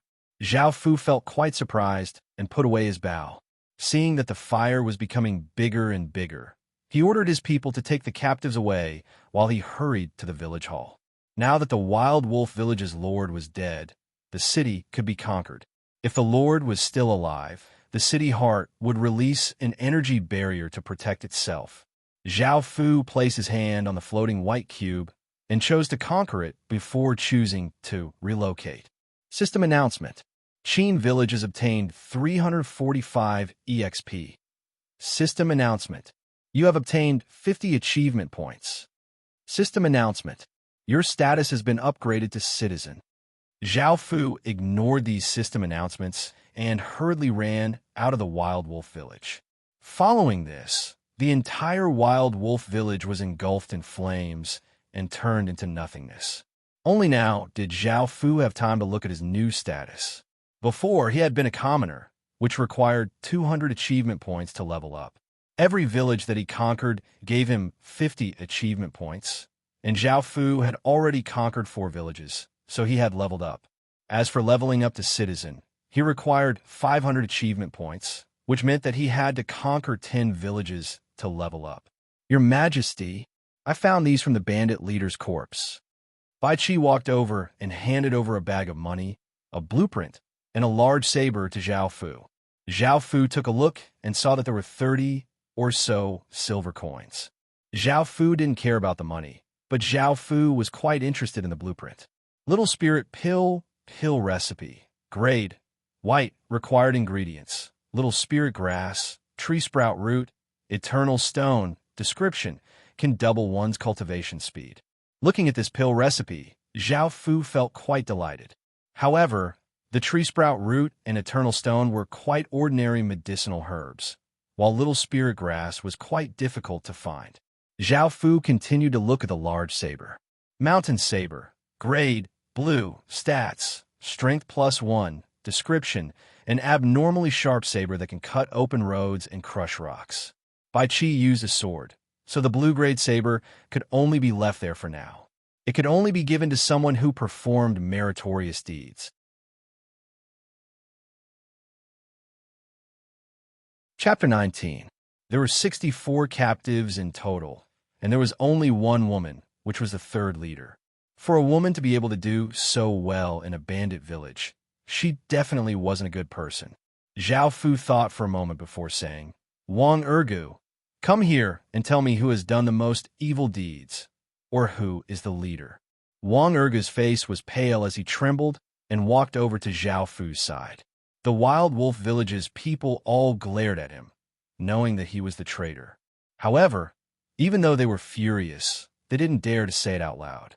After all, Wang Ergu was in control of their lives, and if he said who was the leader and who had done the most evil deeds, that person would definitely die. Wang Ergu didn't dare to face those gazes. What surprised Zhao Fu was that Wang Ergu immediately knelt down and begged, Sir, the leader of the evil deeds is dead, and the second leader was poisoned to death. Please spare their lives. I'll kowtow to you. After saying this, Wang Ergu heavily kowtowed a few times before looking up at Zhao Fu pleadingly. After saying this, Wang Ergu heavily kowtowed a few times before raising his head and looking at Zhao Fu pleadingly. Zhao Fu sank into his thoughts. He first had to consider the loyalty of these bandits. Zhao Fu had wanted to kill some of the leaders and hand the rest over to Bai Qi to discipline. Now that Wang Ergu was begging him to spare their lives, Zhao Fu turned and looked at the Wild Wolf Village's people. Finally, Zhao Fu slowly said, Are you willing to pledge your loyalty? Hearing this, the Wild Wolf Village's people looked incredibly delighted and immediately knelt down on one knee as they yelled, We pledge our lives to Sir. However, one of them didn't kneel and instead stood there with a hesitant look on her face. She was the third leader. Seeing this, Zhao Fu didn't want to spare this leader. Even though she was quite beautiful, Zhao Fu wasn't too interested in her. As such, he waved his hand and lightly said, Kill her. Bai Qi, I'll leave the rest to you. Discipline them well. After saying this, Zhao Fu prepared to take his people back to Qin village. A few soldiers obeyed and stepped forward. They were about to capture the 3 families and chop off her head. Seeing this, the third head's face turned pale and he hurriedly cried out, I'm willing to submit to you, but you have to promise not to touch my body. Who is interested in her body? Zhao Fu stopped walking and looked quite confused, but he did not want to explain anything. For this woman to be able to become the third boss, she was definitely not ordinary, and it would be best to kill her. As such, he waved his hand and gave the order to kill her. Wait, I can give you my first time, but you have to promise me that you will never touch me again. The third manager bit her red lips, steeled her heart, and took a step back. First time, Zhao Fu was speechless. Did she really think that he was a lecher? He waved his hand and ordered his men to kill her. More than a dozen soldiers armed with ironwood swords obeyed the order and surrounded the third great family, about to hack her to death. Seeing this, the Wild Wolf Village's people hurriedly said, Third boss, you should submit to this, sir. This sir has an extraordinary bearing and will definitely have great accomplishments in the future. Hearing this, the third boss clenched her fists and gritted her teeth as she said, All right, I'll agree, but you have to promise me that you can only do it once a week. I promise you, but you have to promise me that you can only do it once a week, and I can sign a life and death contract with you. Life and death contract? Zhao Fu was quite speechless after hearing these people's words. But when he heard about the life and death contract, he felt quite confused because he had no idea what it was. Following this, the third boss took out a piece of paper, bit her thumb, and pressed it against the paper before handing it to Zhao Fu. Zhao Fu took it and looked at it. Life and death contract. Description: it can link two people's lives together. If the master dies, the other will also die. System announcement: do you accept Lu Mei's life and death contract? So if there was such a thing, in the future, he could prepare a few in case of betrayal. Zhao Fu thought about it and wasn't too worried about what the third boss would do, so he chose to accept. Following this, the paper turned into motes of light and split into two halves. One entered Zhao Fu's body, while the other entered Lu Mei's body. Now that everyone had surrendered, Zhao Fu was able to check their grades. Most of them were F grade, and a few were C grade. What surprised Zhao Fu was that Lu Mei's grade was S grade, so he couldn't help but take a few more glances at her. Seeing this, Bai Qi was even more certain of his suspicions. "All right, everyone return to the village," Zhao Fu ordered. Seeing that the third boss wouldn't die, the Wild Wolf Village's people let out a sigh of relief. Seeing this, Bai Qi's cold expression seemed to have understood something. After returning to Qin Village, the Wild Wolf Village's people found out that Qin Village was a legendary village. They were incredibly shocked, and they were quite convinced that they had lost to Zhao Fu. When Li Si saw that Zhao Fu and Bai Qi had returned safely, he let out a sigh of relief. At this moment, Zhao Fu said, "Li Si, go and make arrangements for these people." Li Si looked at the Wild Wolf Village's people and nodded. Suddenly, Bai Qi walked up and whispered something into Li Si's ear, causing a look of delight to appear on Li Si's face. Zhao Fu felt that this was quite strange, but he didn't pay it too much mind. He brought a few soldiers to the southern side of Qin Village and took out the White City Heart and pressed it against the ground. System announcement: would you like to use the City Heart? Zhao Fu chose yes, and just like with Qin Village, waves of light spread out as a few basic buildings slowly appeared. After walking into the village hall, Zhao Fu looked at his stats. Village name: Wild Wolf Village, normal, level, elementary village area. 1 square kilometer village territory. 5 square kilometers resident soldiers. 0/100 popular support. 0 special stats. Territory crop output plus 2%. Territory crop growth time -2% subsidiary village limit. 0. These were the stats of a normal village, and they were worlds apart from the Great Qin Village. Right now, the Wild Wolf Village had 0 popular support and 0 residents. This was because all of the Wild Wolf Village's residents had been transferred to the Great Qin Village. Otherwise, the Wild Wolf Village's popular support would have been in the negatives, and it would have spawned bandits again. Now, the Wild Wolf Village didn't have any tailors, blacksmiths, or apothecaries. They had most likely defected. However, there was a profession changed stone steel in each of the 3 houses, which could be changed to one profession. After going to the barracks, Zhao Fu found that there was only one profession changed stone steel. Bandits, F-grade military. Description: one of the scourges that will appear when popular support is in the negatives. Effects: receives bandit saber technique. Zhao Fu originally wanted to destroy the bandit profession changed stone steel and started as civilian soldier. However, he thought that it might be useful, so he decided to keep it. Zhao Fu then found an elderly man with some management experience in Qin Village and made him the new village chief. He also left a few soldiers behind to temporarily look after the Wild Wolf Village. Once the population was refreshed, the Wild Wolf Village would become a normal village. After taking care of these matters, Zhao Fu returned to Qin Village and planned to discuss the Leaf family village with Li Si and Bai Qi.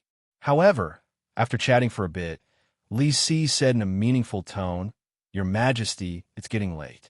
You're quite tired today, so you should rest early." Hearing this, Zhao Fu felt quite surprised. However, it was indeed getting late, so he returned to his room.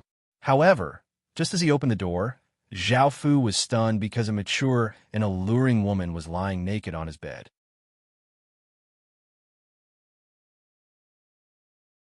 Chapter 20. Hearing Zhao Fu's cry, Bai Qi and Li Si walked over and asked, "Your Majesty, what's going on? What happened?" Zhao Fu frowned and said, "What's going on in my room?" Hearing this, Li Si understood. He cupped his fists and said with a smile, "Congratulations, Your Highness. Give birth to a son soon." Hearing this, Zhao Fu felt a headache coming on. "What do you mean?" At this moment, Li Si replied, "Your Highness, I think that Lady Lu Mei's looks are top-notch, and we are happy that Your Highness has taken a liking to her. On one hand, Your Highness will have a wife and a concubine, and on the other hand, will be able to win over the people of the Wild Wolf Village." Zhao Fu laughed bitterly and said, "When did I fancy her?" Hearing Zhao Fu's words, Li Si asked curiously, "Bai Qi said it." Hearing this, Bai Qi's face paled, and he realized that he had misunderstood Zhao Fu's intentions. He wanted to apologize, but Zhao Fu cut him off. How could Zhao Fu blame these two people who had worked so hard for Qin for such a small matter? "It's getting late. You guys should go back and rest." Hearing this, Li Si and Bai Qi breathed a sigh of relief, then excused themselves and left. Zhao Fu turned his head to look at his room and shook his head. He found a random room and cultivated for a while before falling asleep. Seeing that Zhao Fu did not come in, Lu Mei let out a sigh of relief and put on her clothes again. Early in the morning, the darkness receded bit by bit, and the world gradually became brighter, revealing the azure sky. A few birds chirped happily in the trees. Zhao Fu woke up, and just as he walked out his room, he found that Wang Ergu had been waiting outside with a wash basin. As soon as Zhao Fu came out, Wang Ergu said in a flattering manner, "Your Majesty, you're up. I prepared the water for you to wash your face." "Oh," Zhao Fu answered, picked up the towel in the basin, and washed his face. At this moment, Wang Ergu softly reminded Zhao Fu, "Your Highness, you also gave me the antidote." "So is this." Zhao Fu smiled and said, "That pill wasn't poisonous." "Really? Your Highness." Wang Ergu was delighted. "And," Zhao Fu replied and said, "I'll let you have a taste of that poison after I've developed it." Wang Ergu's expression became bitter, and he begged, "Your Highness, can't I be your slave and serve you every day?" "This depends on your performance." After Zhao Fu finished speaking, he walked to the side. Wang Ergu hurriedly poured away the washing water and followed behind Zhao Fu. "Bai Qi, assemble the team and follow me to the Li family village." Zhao Fu ordered Bai Qi to gather the team while he looked at the new population count. There were 14 people in total, and one of them was B grade. This time, Zhao Fu did not choose a soldier. Instead, he assigned them to the smithy, tailor, and medicine shop. As there were more and more people, these things would become more and more costly, so he had to allocate some people. Following this, Bai Qi gathered his people. The reason why Zhao Fu did this was because he was worried that Li Yukai would go back on his word. After all, it was just a verbal agreement, and it was hard to predict a person's heart. Even if Li Yukai said it so confidently, it was possible that Li Yukai would turn against him in the blink of an eye. "Your Highness, can you give me back my weapon?" At that moment, Lu Mei found Zhao Fu and awkwardly bowed as she spoke. Zhao Fu nodded. Her whip was a blue-grade weapon, and when she had surrendered, her weapon had been confiscated. Seeing Zhao Fu nod, Lu Mei looked quite delighted. She had thought that she would never get it back. "Wait a moment. Come with me to the Li family village," Zhao Fu said to Lu Mei before going to find Bai Qi. Lu Mei nodded and went to take the whip. An hour later, Zhao Fu had his army hide while he brought Bai Qi and Lu Mei to the Li family village. The Li family village had heard that the Wild Wolf village had been destroyed, and the entire village had been burnt to a pile of rubble. When this news reached the Li family village, some people were excited and some were afraid. They were excited that the Wild Wolf village had been removed, but they were afraid that Zhao Fu would make a move against them. The village's gates opened, and Li Yukai and his people came out to greet them, saying, "Sir, you're truly a hero. You've helped our Li family village get rid of the Wild Wolf village's scourge. The entire Li family village has decided to join your village." Li Yukai was quite sly, and seeing that the third leader of the Wild Wolf village had been subdued, he knew that they could easily destroy the Wild Wolf village. Now that the Wild Wolf village's people had joined them, they became even more powerful. Since he knew that the Li family village was no match for Zhao Fu, he decided to join them. He praised Zhao Fu and acted like a loyal subordinate. System announcement. The Li family village is willing to submit to you. Would you like to accept? Zhao Fu accepted and received 60 achievement points, which surprised Zhao Fu. He looked at the Li family village and found that it was a blue-grade village. Subduing a blue-grade village would give him 10 achievement points more than a normal village. However, Zhao Fu now had 4 subsidiary villages, so after thinking about it, he decided to subdue the Wild Wolf village.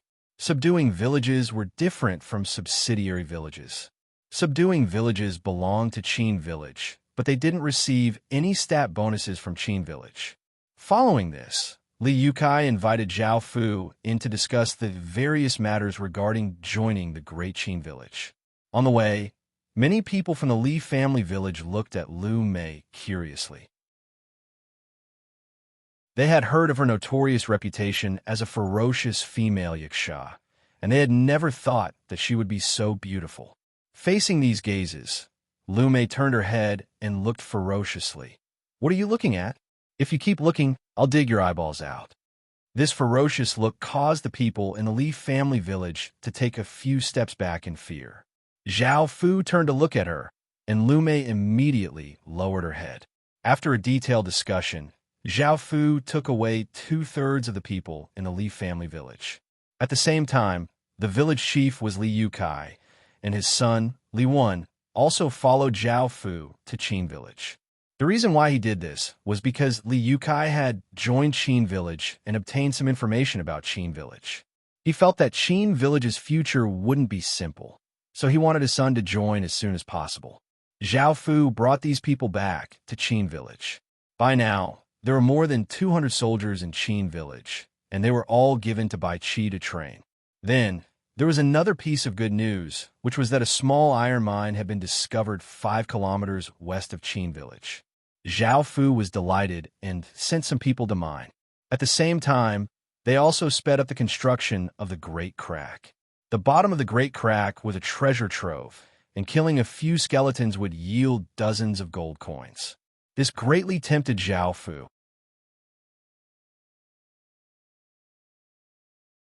Chapter 21. 2 days later, because the crevice was only so wide, it would not be appropriate to bring too many people down. As such, Zhao Fu only brought 10 archers, 10 shield-bearers, 10 infantrymen, Bai Qi, and Old Log down the stairs to the bottom of the crevice. Now, their equipment was completely different. The infantrymen's weapons were all iron sabers, and the shield-bearers' shields were now covered with a thick layer of iron, greatly increasing their defense. The archers' arrowheads had also been replaced with iron ones, and everyone wore leather armor. Right now, Qin Village was unable to create iron armor, as there were many ways to make iron armor. They required blueprints, and they cost 8 times more than normal weapons. Bai Qi held a blue-grade sword, which was one of the weapons that he had obtained at the bottom of the crevice. After some simple repairs, he wore a blue-grade leather armor, which was the skin of the violent flame rabbit that he had killed. Zhao Fu stayed at the back and did not charge at the front, so he wore a normal grade leather armor. The blue-grade leather armor was more suitable for Bai Qi. Afterwards, the group of people raised their torches and went to the bottom of the crevice. Bai Qi and the shield-bearers were at the front, followed by the infantrymen. Zhao Fu, Old Log, and the archers stood in the 3rd row, acting as mages.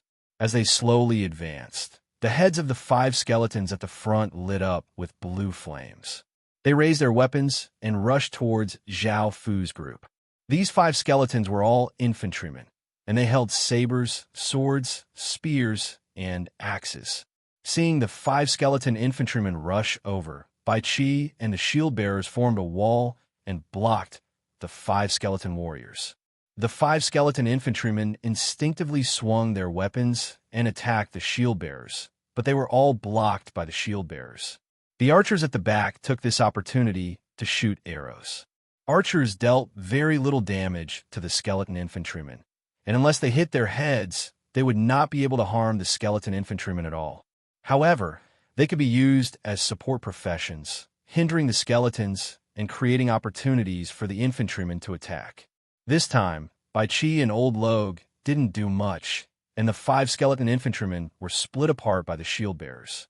The archers shot arrows at the skeletons, causing them to pause for a moment. Following this, the shield bearers slashed at the skeletons, forcing them back a few steps and causing them to lose their balance. The skeletons then moved out of the way, allowing the infantrymen to follow up with their attacks. After this happened 3 or 4 times, the skeleton infantrymen turned into piles of bones. After all, the skeletons relied on their soul energy to move, and if they ran out of soul energy, they would naturally die. This time, the 5 skeleton infantrymen had dropped 3 refined martial souls and 5 weapons. This time, there were 6 skeleton infantrymen and 2 skeleton archers. The 6 skeleton infantrymen raised their weapons and raised their skeletal legs without any hesitation as they charged towards Zhao Fu's group. The 2 skeleton archers behind them took out an arrow from their quiver and drew their rusty bows. Xiao! Xiao! 2 air-piercing sounds rang out as 2 arrows drew 2 arcs in the air, flying towards Zhao Fu's group. Seeing this, the shield-bearers hurriedly raised their shields and blocked the 2 arrows. However, the 6 skeleton infantrymen were about to reach them, and if the skeleton archers continued to shoot, they would completely disrupt Zhao Fu's group's rhythm. Moreover, if they were caught off guard, they would be shot by the skeleton archers, resulting in casualties. Zhao Fu immediately said, "Old Log, attack." Old Log obeyed and raised his wooden staff, shooting out 2 blood-red fireballs that blew away the 6 skeleton infantrymen. Zhao Fu then yelled, "Archers, fire! Suppress those 2 skeleton archers." The archers also drew their bows, and arrows shot towards the skeleton archers, interrupting the skeleton archers who were about to shoot again. Zhao Fu once again yelled, "Bai Chi, charge over. I'll leave those 2 skeleton archers to you." Bai Chi obeyed and leapt over the 6 skeleton infantrymen that had been blown away and rushed towards the 2 skeleton archers. By now, the 6 skeleton infantrymen were slowly climbing up from the ground, and Zhao Fu hurriedly said, "Shield bearers, go up and split them up. Split them up and attack them like we did last time." Zhao Fu gave out a string of orders, and everyone quickly carried them out. The shield bearers and infantrymen split into 6 teams and split up the 6 skeleton infantrymen, while the 10 archers drew their bows and looked for opportunities to shoot. At the front, Bai Chi had already rushed in front of the 2 skeleton archers and slashed out with his sword. The situation of the battle was now under control, and it was slowly turning in Zhao Fu's favor. Old Log raised his head and looked at Zhao Fu, who was earnestly watching the battle. Even though he had been Zhao Fu's enemy before, he felt quite afraid, and he felt that Zhao Fu was incredibly calm and quick-witted in the face of trouble. In just an instant, he had come up with a detailed strategy and given out a string of orders, turning the situation around. Losing to him was not a loss, and Old Log's loyalty towards Zhao Fu increased by a bit. Now that both sides were fighting at close range, Zhao Fu and Old Log could not act, so they could only watch from aside. The first to succeed was Bai Chi. He sliced off the head of a skeleton archer with a single strike, and he then slashed out with his sword, sending the other skeleton archer flying. The skeleton archer heavily slammed into a wall, and its body immediately fell apart. As for the skeleton infantrymen, they worked together like last time, dealing with the skeleton infantrymen one by one. This time, they obtained 10 weapons. 8 of them were blue-grade, and 2 of them were white-grade. They were the short swords that the skeleton archers used. They had also obtained 5 refined martial souls. After resting for a while, everyone continued onwards. By now, the passageway was completely dark, and it seemed as if there was no end to it. It was deathly silent, and everyone was on guard. At that moment, the sound of skeletons reviving could be heard from ahead. There were 12 skeletons this time, and 11 of them were saber-wielding skeleton warriors. The last one had a large saber at its waist and was wearing armor. Its name was Skeleton Captain. The situation immediately became quite bad. Roar! The skeleton captain drew its saber and roared, causing formless sound waves to ripple out. Following this, the skeleton captain charged forwards, and the skeleton warriors behind it did not seem clumsy or disorderly at all. They followed behind the skeleton captain like a group of living soldiers, giving off an aura of bravery as they charged forwards. Is this the effect of the skeleton captain? Zhao Fu thought to himself before yelling, "Get into formation." The soldiers' expressions became serious as they obeyed. The shield-bearers formed a line with the infantrymen at the front and the archers at the back. Fire! The archers obeyed Zhao Fu's orders, and arrows flew out, reaching the skeleton warriors in the blink of an eye. The skeleton captain swung its saber, and a saber light flashed, sending 5 or 6 arrows flying. At that moment, Zhao Fu yelled, "Old Logue, fire!" Old Logue had been prepared for a long time. He raised his wooden staff and used all of his strength, and the 2 blood-red fireballs above his head became twice as large as before. Old Logue waved his wooden staff, and the 2 blood-red fireballs shot out. Seeing the 2 blood-red fireballs fly towards it, the skeleton captain did not seem afraid at all. It gripped its saber, and a gray light spread out from its blade. Just as the skeleton captain was about to swing its saber and slash at the 2 fireballs. At that moment, Zhao Fu coldly harumphed.